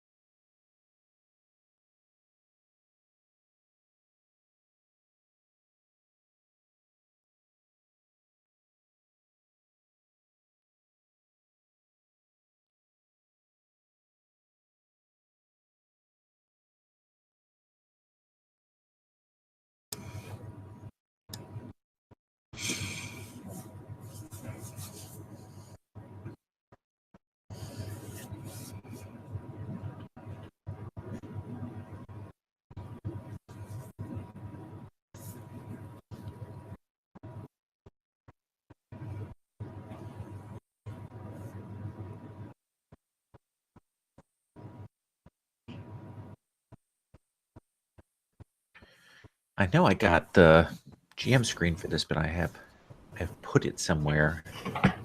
Cannot find it. Oh no! Yeah.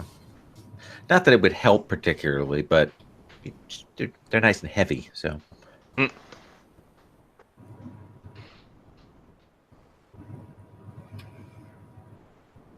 Everything's so expensive. Yes. Yes, it is. I was looking through things. I was like, oh, language unit. That's super cool. And twice my starting money. Yes. Well, it's cybernetics. Oh, this is the amulet one. Oh, okay. A super awesome item, though. Yeah, it's super cool. Yeah, it looks like I can only afford a knife. You did take a plebeian. I know, but so I'm tough because I survived, right? Right. I survived childhood. With a knife. It's my dad's knife. In my teeth, right? Yeah, right. My mom gave me her dad's knife. It was like, really? Why do I need a knife handed down from? Anyway, it's weird. So, Sherry,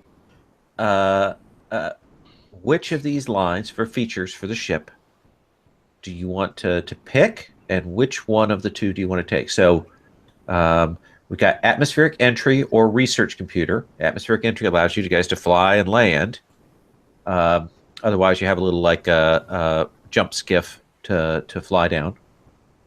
Research computer gives you +1 science when you're doing scans and stuff.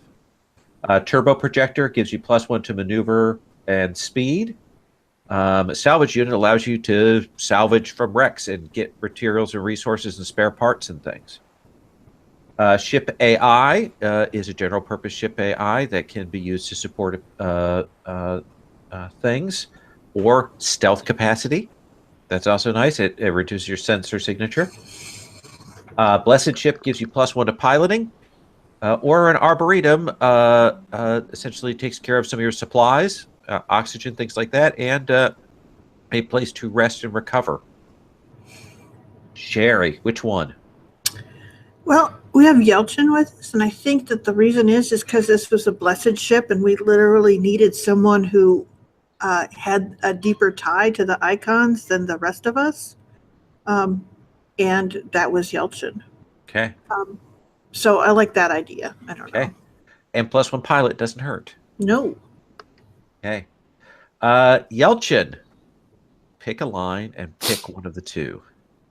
So sorry, where are these lines? Oh, so if you go to the ship character sheet, your ship, and then you should, under energy points and hull points, the section below those two off on the right-hand side. And so you're saying we just pick one of these 4? So you've got 3 lines Mm-hmm. still left to choose from. Pick a line and then pick one of those pair. Run from the pair. Oh, I see what you're saying. They're oars. Okay, so we don't have an arboretum. Okay. Nope. And then I will take...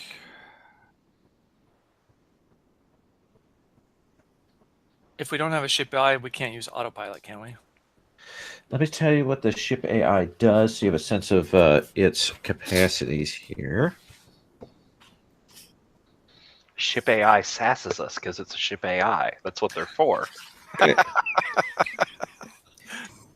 That. Kelvin, I really don't think you should be driving in that state. Yeah, it hooks up like a breathalyzer thing for you. Like to blow into it. So Yelchin's always getting the other members of the crew to blow into it. Over here for a second. The ship's main computer is very capable and verbal. It can perform any function on the ship with a 1 in the attribute and has 3 in the skill for the relevant function. It can only perform 1 function at a time, cannot replace more than 1 crew member, and cannot help with roles. Some ship intelligences become eccentric over the years, acting erratically and refusing to carry out certain commands. Interesting. So how many people do you need to crew a ship? So there are 5 positions, but those can be doubled up on. But pretty much, actually, command and something else can be doubled up on. But so it might be our advantage to have a ship AI just because that one could do whatever one of us is not able to do. I don't know if one of you got killed. I mean, got shot in the foot or something. Yeah. Can the AI also be our medic? I can't do that position. No. Okay. Well, I think Or since we've stealth. talked about it so much, I'll take the ship AI just because I think that'll be fun. Yeah. Okay. That's, We'll have to we decide. want to be found, don't we? If we can always hide, it's not going to be interesting. Fraser, what do you think? I'll go with atmospheric entry. I think that would be cool. I like the visual of us being able to land the whole ship and like dock and stuff like that. It is classic. You will still have like a little couple person shuttlecraft as well that you can take out. So, Patrick, turbo projector or salvage unit? And what's the turbo projector again? It adds +1 to your maneuverability and speed. Oh, well, it's definitely that one. Okay, you know what? Do I want the fancy fast car or do I want a car that picks up trash? Is that what you're asking? That is the question, actually. Yes. And then we'll eventually put in people's bits there. I'll let you think about a name for your ship. Does that seem fair? But we won't decide today. We'll come back to that. So we have a sense of the ship. It's a patrol craft. I'll put a little picture up of that. It's a standard mid-sized vessel. You have cabins on there, which means you actually have a decent-sized cabins, 8 of them. So you can have passengers or lock people away or whatnot. The modules are already set for the ship, just because it was the easiest thing to do on that. If there's anything there that when you're looking at, you're like, we don't need that, you can certainly swap that out. You guys have a docking station, which means you can dock easily. You got those cabins. You have a chapel, which allows you to enhance your prayers.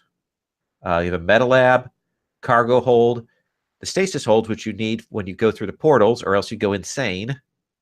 A workshop, which helps out with fixing things. Countermeasure dispensers for getting rid of missiles, and an accelerator cannon. Anything there that you're like, we don't need an accelerator cannon? Sounds like we don't really need a stasis hold, right? Right, really. Insane, you say? I just drink more when we're going through a portal. Blackout drunk. But we'll come back to that, and maybe we'll see that there's something that we definitely need to have there. So you have completed a job. You've completed a job. You have recovered something for a client. The client's name is Hishar Bado. And Hishar Bado hired you to recover something. What did he hire you to recover? Patrick, you're the owner operator, PI Limited, of your ship. What did he have you recover?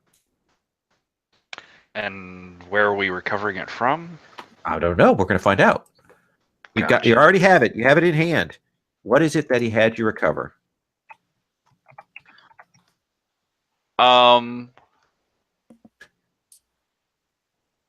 Okay. I think it's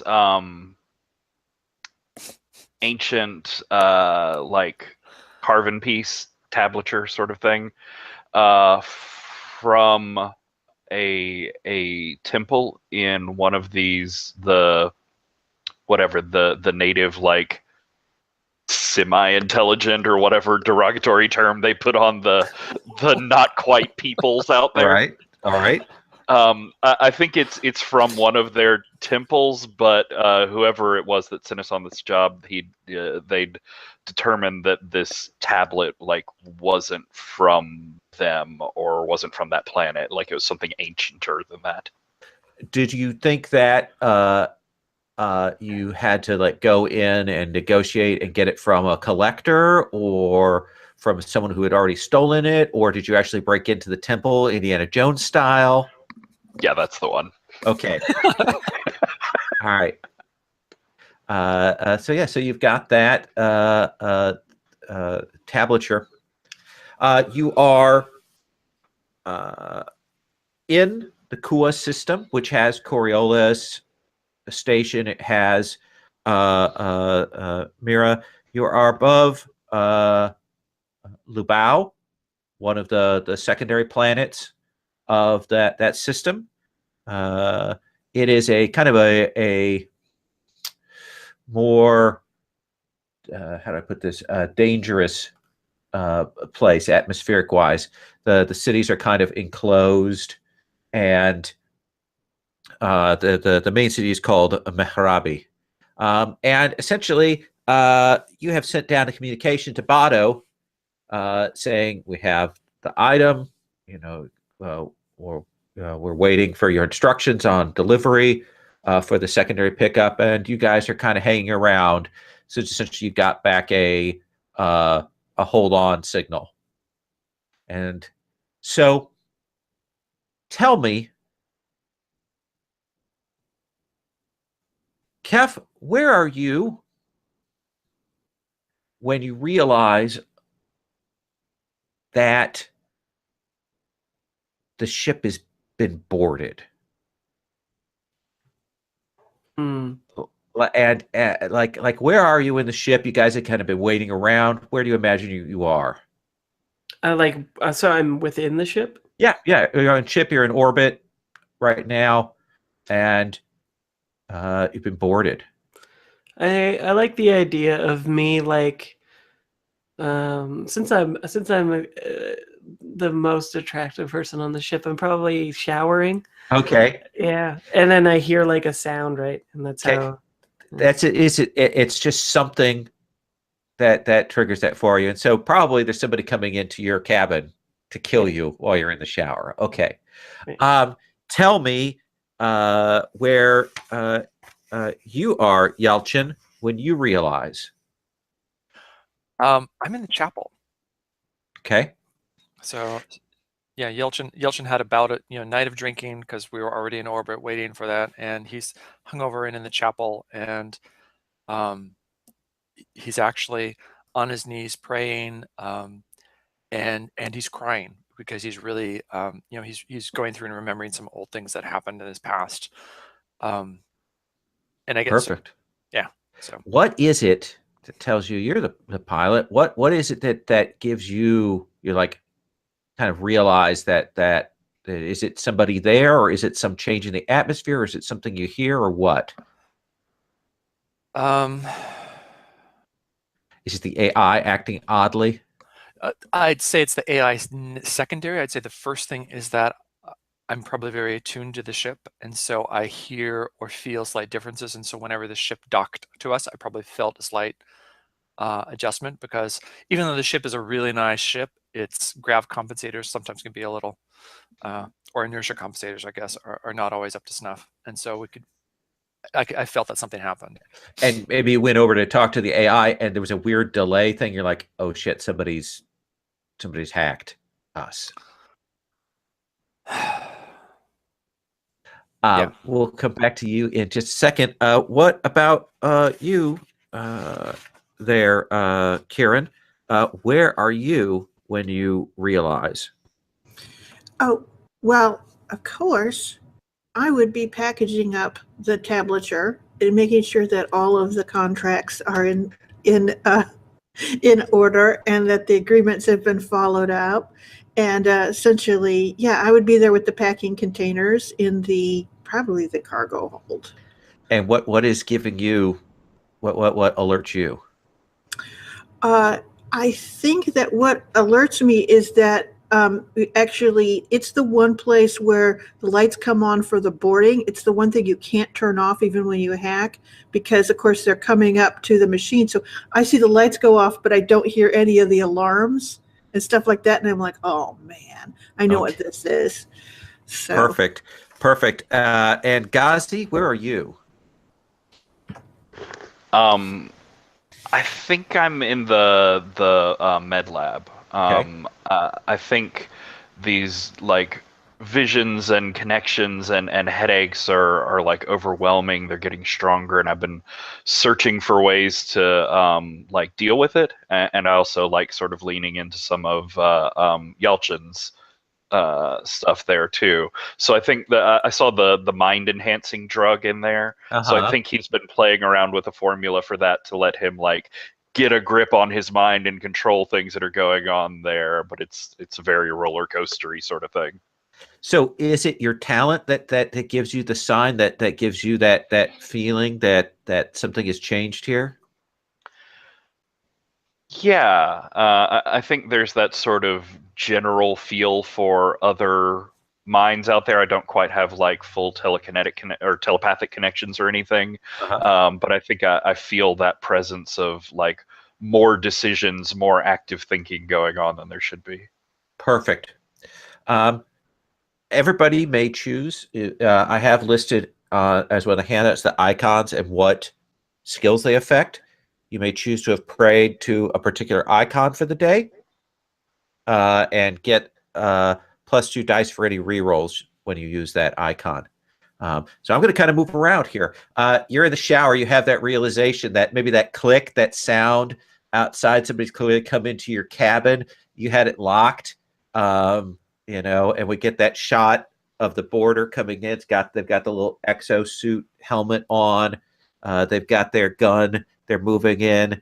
What happens then, Kev? Well, I imagine the shower is like a future one, it's like sonicking me, so it's only like a few seconds, and we see the like dust particle in like the CGI and stuff like that, and then I move out of my own particulates, and I think I move towards like some paranoid place where I've stashed my gun. Because that's who I am. Okay. I have a Vulcan cricket, and I bet it's like pretty close to wherever that person is. So I think I'm gonna like, however the doors look, if it's like a little slider one or whatever, I like disable the auto slide Star Wars door and then just like crack it open just a little bit to take a peek. All right. I think to kind of get there and get it before he can act. And spot you. I think that's going to be a dexterity check. Okay. Just to set things up. Dex. And the nice thing is, of course, you can auto roll that from inside the sheet. Yeah. So click. Oh. 2 successes. That's pretty good. I know it says 1 or 2 limited successes. That's not how I'm reading it. 1 success is limited success. 2, 3, you're good. So you will roll over, get a hold of that gun, and we're going to come back to you in a second because, as you've got the gun naked, we'll get that gratuitous shot. The guy's kind of coming in to try and kill you. What do you do there, Yelchin, when you realize this has happened? So I think Yelchin was all torn up because he was thinking about all the relationships he has that haven't worked out and how alone he is. And when he realizes what's going on, his first thought is, "Damn, I bet Kef is in the shower again, completely defenseless." But he was praying to the dancer, and so I'm assuming we've got some of the like. Since it's the future, I'm assuming that this chapel can be sort of like whatever it needs to be for whoever you're praying to, and so it adapts. And so it's got probably has an icon program, dancer icon 1. And so I'm assuming the lights are dim, and my assumption is going to be probably that. So I need to try and get out of here, but I don't have any weapons. So I'm going to try and lure somebody in.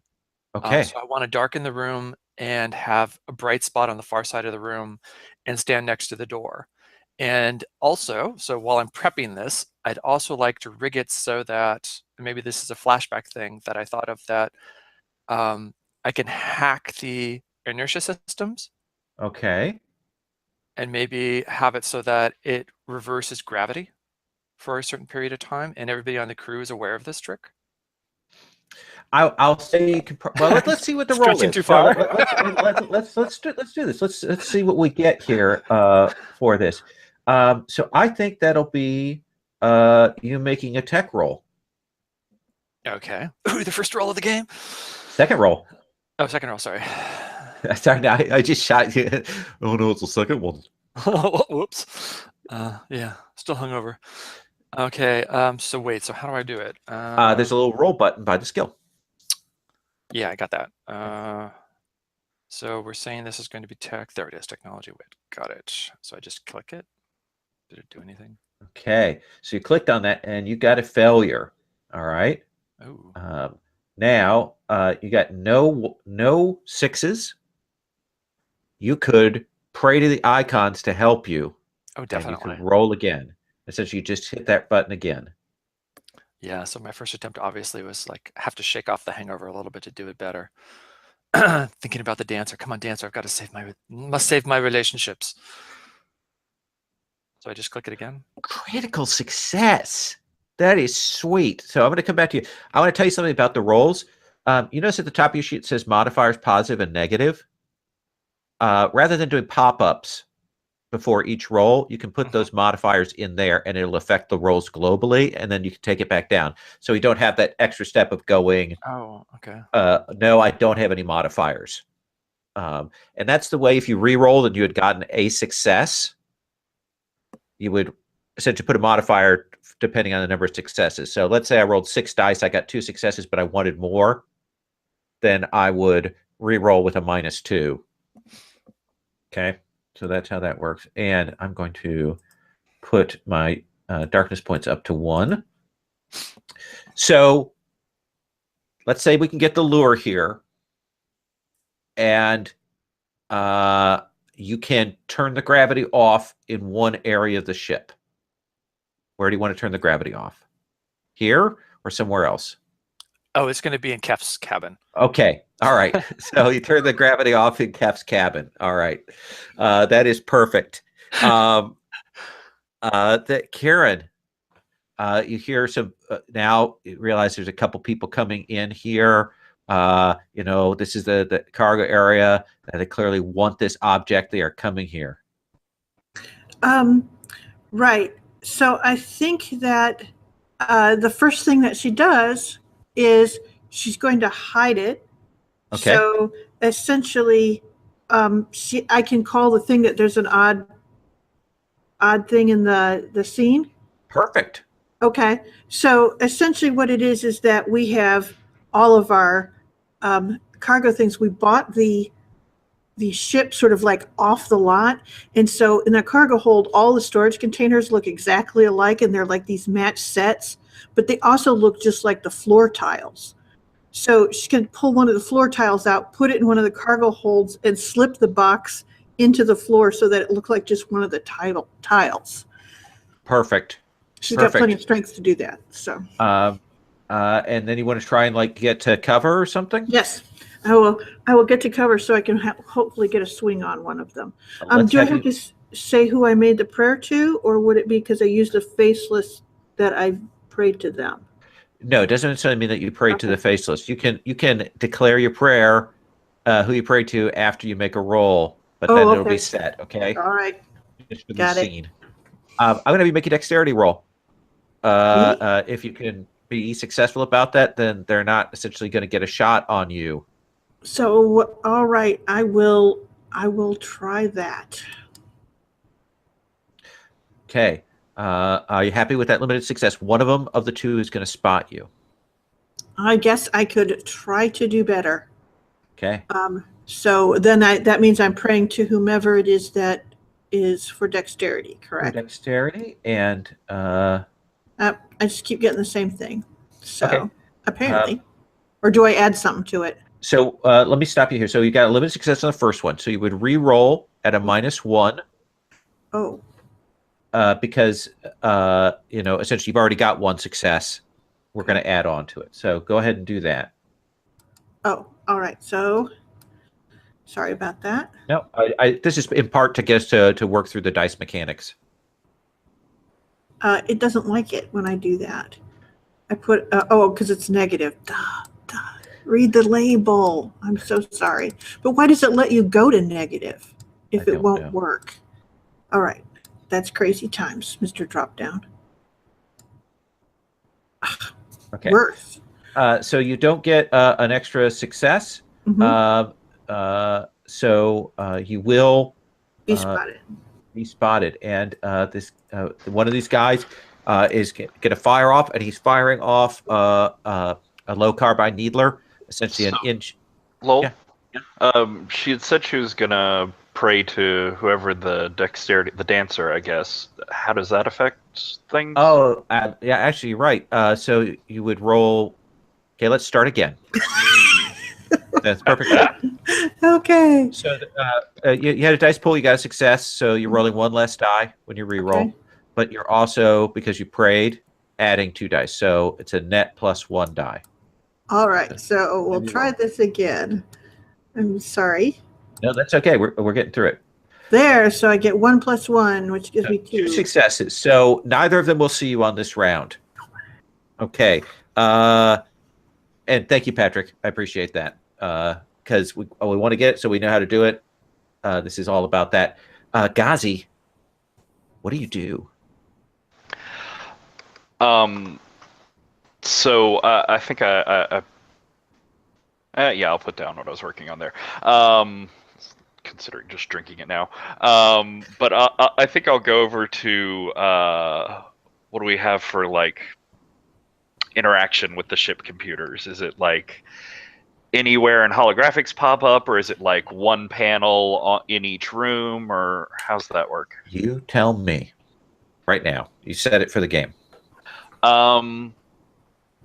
So yeah, I think it's like a one panel in each room thing, but with the ship's AI, it's mostly like a small holographic Alexa type thing. So okay. It puts out a sort of blue line diagram of what the ship's avatar is like. And I came up with the name for the ship. Okay.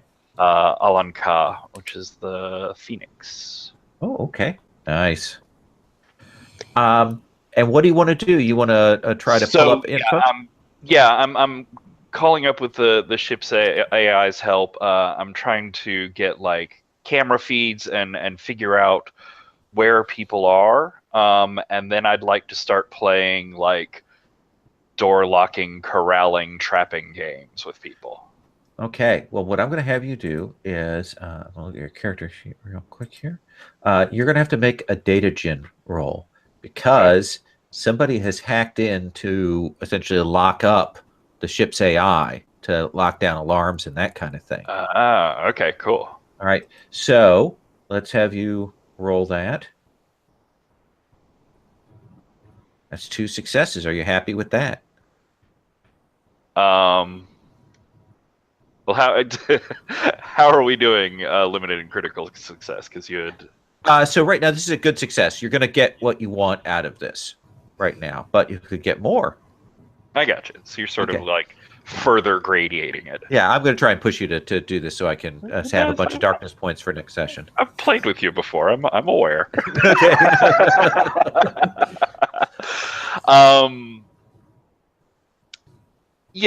I'll re-roll, and I was thinking about praying to who's it, the messenger, anyways, because I was working on this sort of scientific work here. Okay, so that'll be 2 successes minus 2. The prayer is plus 2, so it's just a straight re-roll, adding on to your 2 successes. Gotcha. I'll just. Where'd you go? There you are. So many windows. That's 5 successes then. Ye gods. Wow. All right. So the first thing is, what is the first thing you want to have happen? I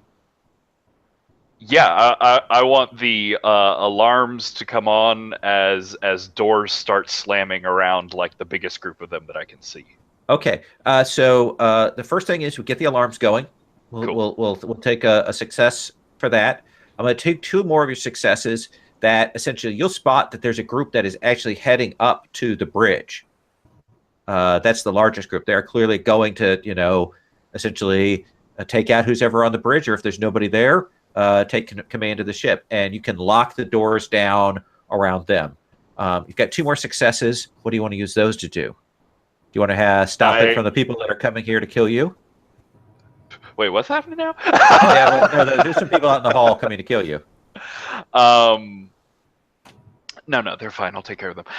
But no, I think what catches my eye is I see like the room of people that Yelchin had managed to get like floating. Oh, it's in. Yeah, you probably see Kef's chamber then. Yeah, it's Kef's chamber and strategic water bubbles floating by naughty bits.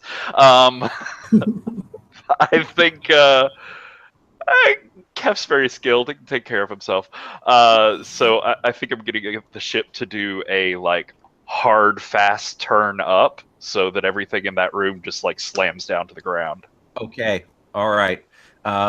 So you will do that. I will say that's going to give, but between that and the gravity, it's going to give a Kef a significant advantage there. But that door is going to pop open, whoosh, and this guy with this needler looks in, scans, and does that thing we hear that of the flechette needles trying to shoot you there.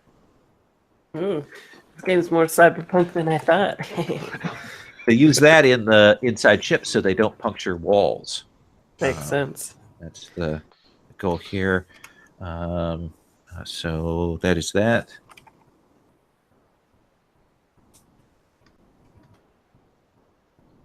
So it is going to be a limited success.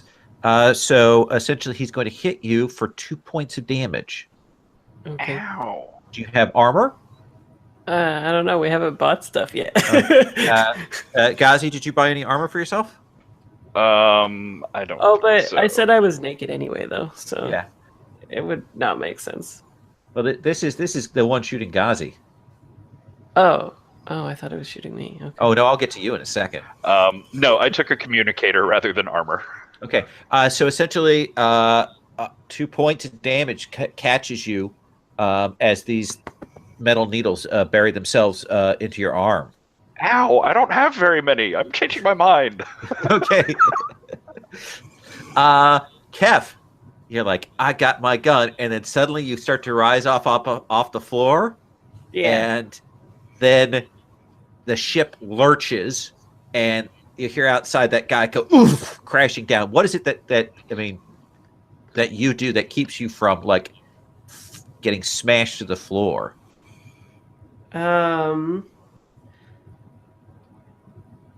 I would like to be when it goes up, I'd like to like grab him and then be on top of him so we both fall together. Okay, so you kind of push out when the gravity goes off. The guy sees your naked body coming in, even as he's starting to float off balance. And then when it lurches, you grab it. I will give you 2 extra dice to your attack. You forgot to say that he was stunned by the beauty of the body. Yes, I think that was a given. So this is melee, right? Or are you doing ranged? I have the gun, but I'm very close. I want to just basically discharge it right into his chest. Okay, so that'll still be ranged. But I'll give you those 2 extra dice. Limited. Okay. Are you happy with that? Will it kill him? Well, here's what it is that that first success is going to do the base damage of your weapon. Right. And then the extra success can increase that damage. So how much damage does that weapon do? 2. 2. Okay. So what? He's got a little bit of body armor on, so he might absorb some of that damage. Well, I'll just be the judge. I'll crit him. Okay, so give me a darkness point. Am I? Okay. Is that how it works? Yeah. Yeah. He's got 5 people. He's got 5. Yep. I'll have those for next time. That'll be delicious. Fraser, you may roll. There is a rollable table. Where is that? Under the macros tab. It's next to the gears tab. Do you see that there? Yeah, new table, critical injuries. Yeah, right? go ahead and roll the critical injuries table. Okay. So, yeah, what happens? I mean, What does it look like? Yeah, he starts like floating. I kick off the wall and grab him and rotate him so he's below me. We come crashing down. The weapon is like in his chest, and I just discharge it. Yeah, and he is going to die. Okay. The bad part is, of course, there's no gravity in here. So the blood goes splash and then hangs there. Yeah. But it looks really cool. It's yes, it does. Yeah. Yelchin. Yeah.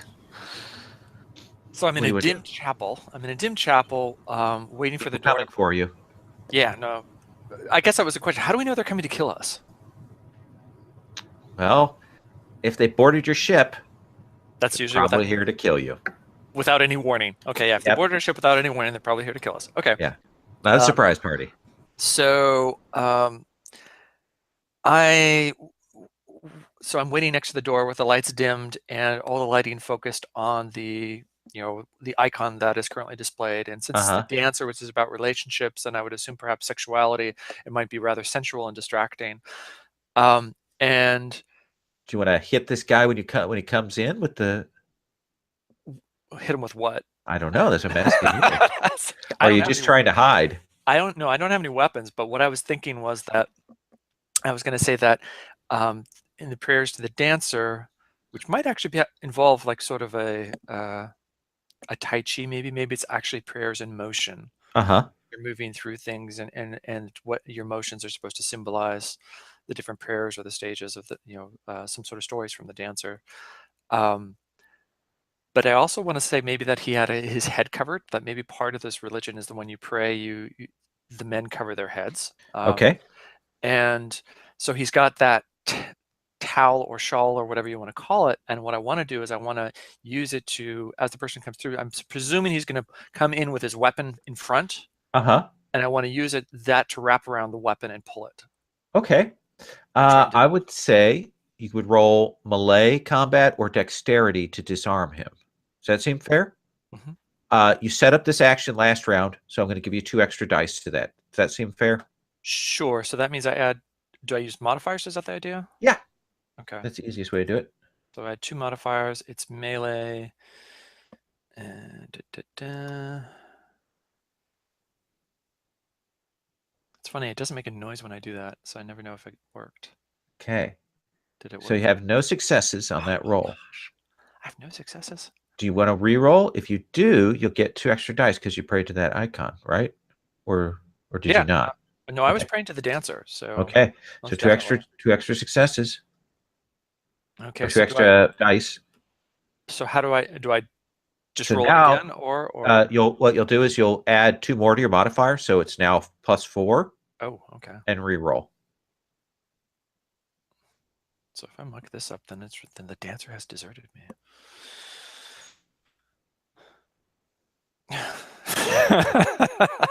So you don't get the gun into your control, but you get it out of his control. But it's kind of still out there, and now he's in here with you. Okay, and kind of a threat. Let's come to Sherry. Kieran. I was able to get out of their sight, and essentially what it is I'm waiting for the opportunity to catch one that the other one doesn't have an eye on, so I can hopefully end him as quietly as possible. Perfect. Let's is this melee? Yes. Okay. Let's have you make your melee attack roll then. Okay. Limited success. So I do that. That would hit him for the base 3 points. 3 points. What are you using? I have a Mercurium dagger. All right. Let me roll his armor. That was one of my things. So his armor stops one of those points, but the other 2 go through, and that will finish him. Oh, good. Okay. Essentially, you get up on him and drive him through, because we're doing these as mooks just to demonstrate the system. And so, but Not while silent. you'll kill him, the other person will hear this and is going to take a shot at you. Okay. Oh my god.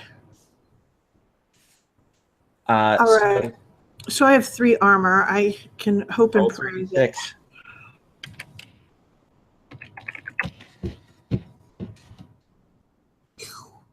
All right, I'm still alive. Woo! Yes.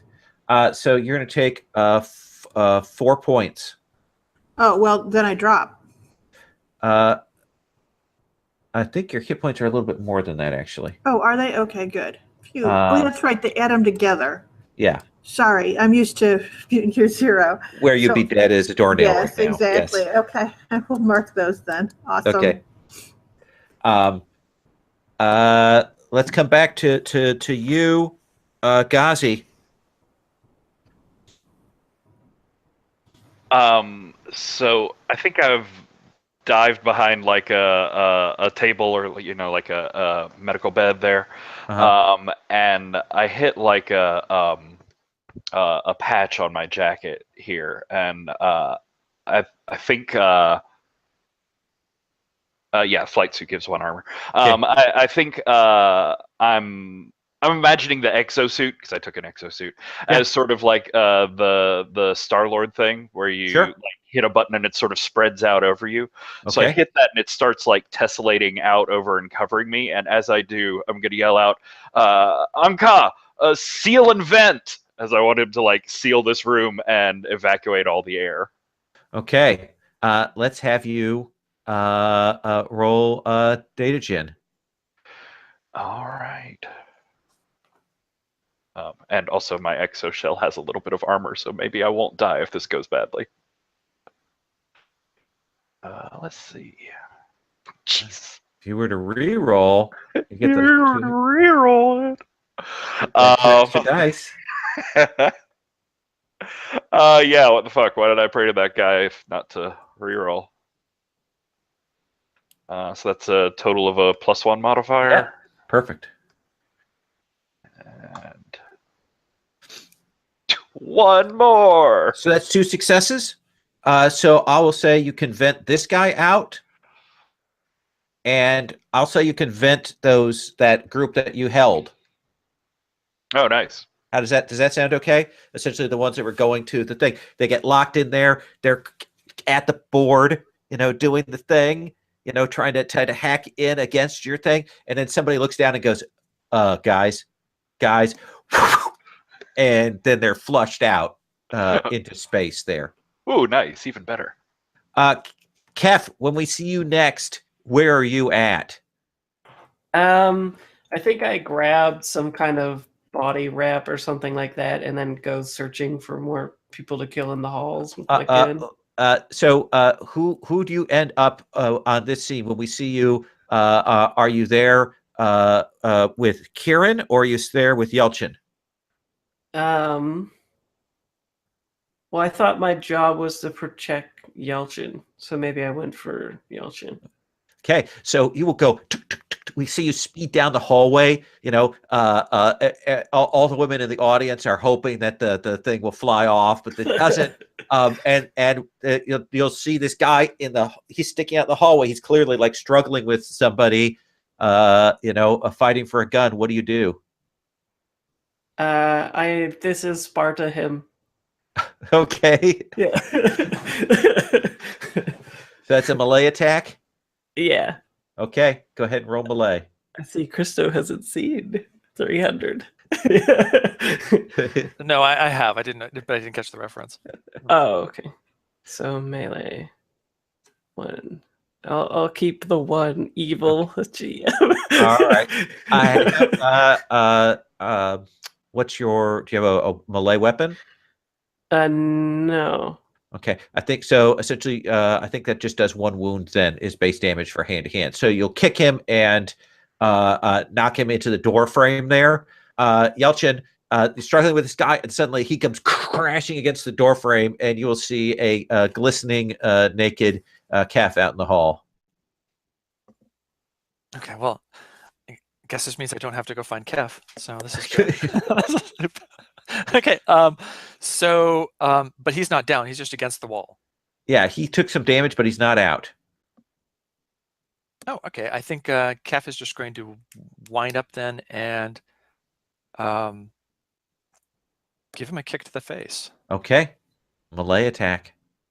Mm-hmm. While he's backed up against the door frame, that gives him some good background. Yes. And do I? Oh, I get the modifiers didn't disappear. Do I keep the modifier or not? No, I don't believe you keep the modifier because it's only when you re-roll. Okay. Well, I meant the modifier from the fact that I had prayed before. Is that No? The prayer only affects your re-rolls. When you re-roll on the skill that you prayed to, you get it. okay? Now, if you wish. I'll take the failure. Okay, so you go to hit this guy and do not successfully connect. He'll drop the gun and he'll go to draws out essentially a little Chris knife and goes to put that in you, Kef. So I'm going to roll his attack on you. Oh, good. I don't have to buy a knife later. No, it's mine. Yeah, and he'll actually cut across you, essentially do that belly cut there, and does that line of blood, and you're going to take 2 points of damage. Okay. So, and it says I have 9, so I'm at 7. Yeah, Kieran. Kef, what are you doing here? I will try to take out this other guy before he does any more damage. Okay, let's have you roll that melee attack. Essentially, I picture you leaping up from behind some of these boxes after he shot at you and really lanced you hard. Yeah, scrambling over him. He got a lucky shot, right? That's what I'm telling myself. Limited success. Oof. Are you happy with that? Yes, because I will be doing 3 points. That is true. You will be doing 3 points of damage. So you will leap up and run this guy through and essentially stab him to the floor. Okay. Tell me, Ghazi, how do you take control back of the ship? Oh, yeah. Ugh.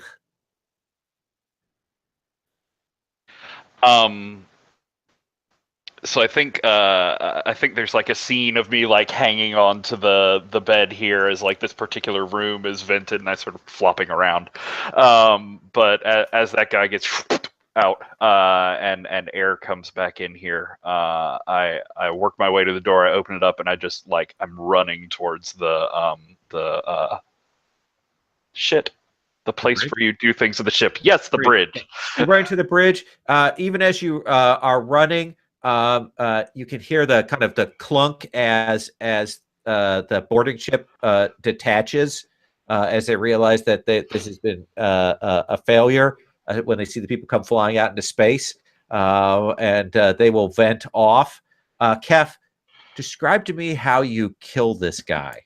Yeah, I think what happens is after he slashes me, he's disoriented because I take a few steps back. So as he lunges, he like starts to move forward. And then as he does that, I step to the side and break his arm and then use the knife, the arm's inertia with the knife in it to stab himself in the chest. Perfect. Get that in there. There's that kind of surprised look on his face because he kind of didn't see that whole maneuver. And he blinks and then he will drop. And what's the reaction shot from you there, Yelchin? Yelchin's gonna look at him and say, "I had this. I had this covered. Why did you put yourself in danger? That's and the knife is mine. I don't know why you won't let me have a knife." I think I'd just say that don't think that you're someone special. You're just the first person I came across in the halls. And Kieran, we cut to you. You're kind of pulling the blade out. And the reaction shot is probably on you when we hear the of the ship vibrating, like some things have hit against it. Okay.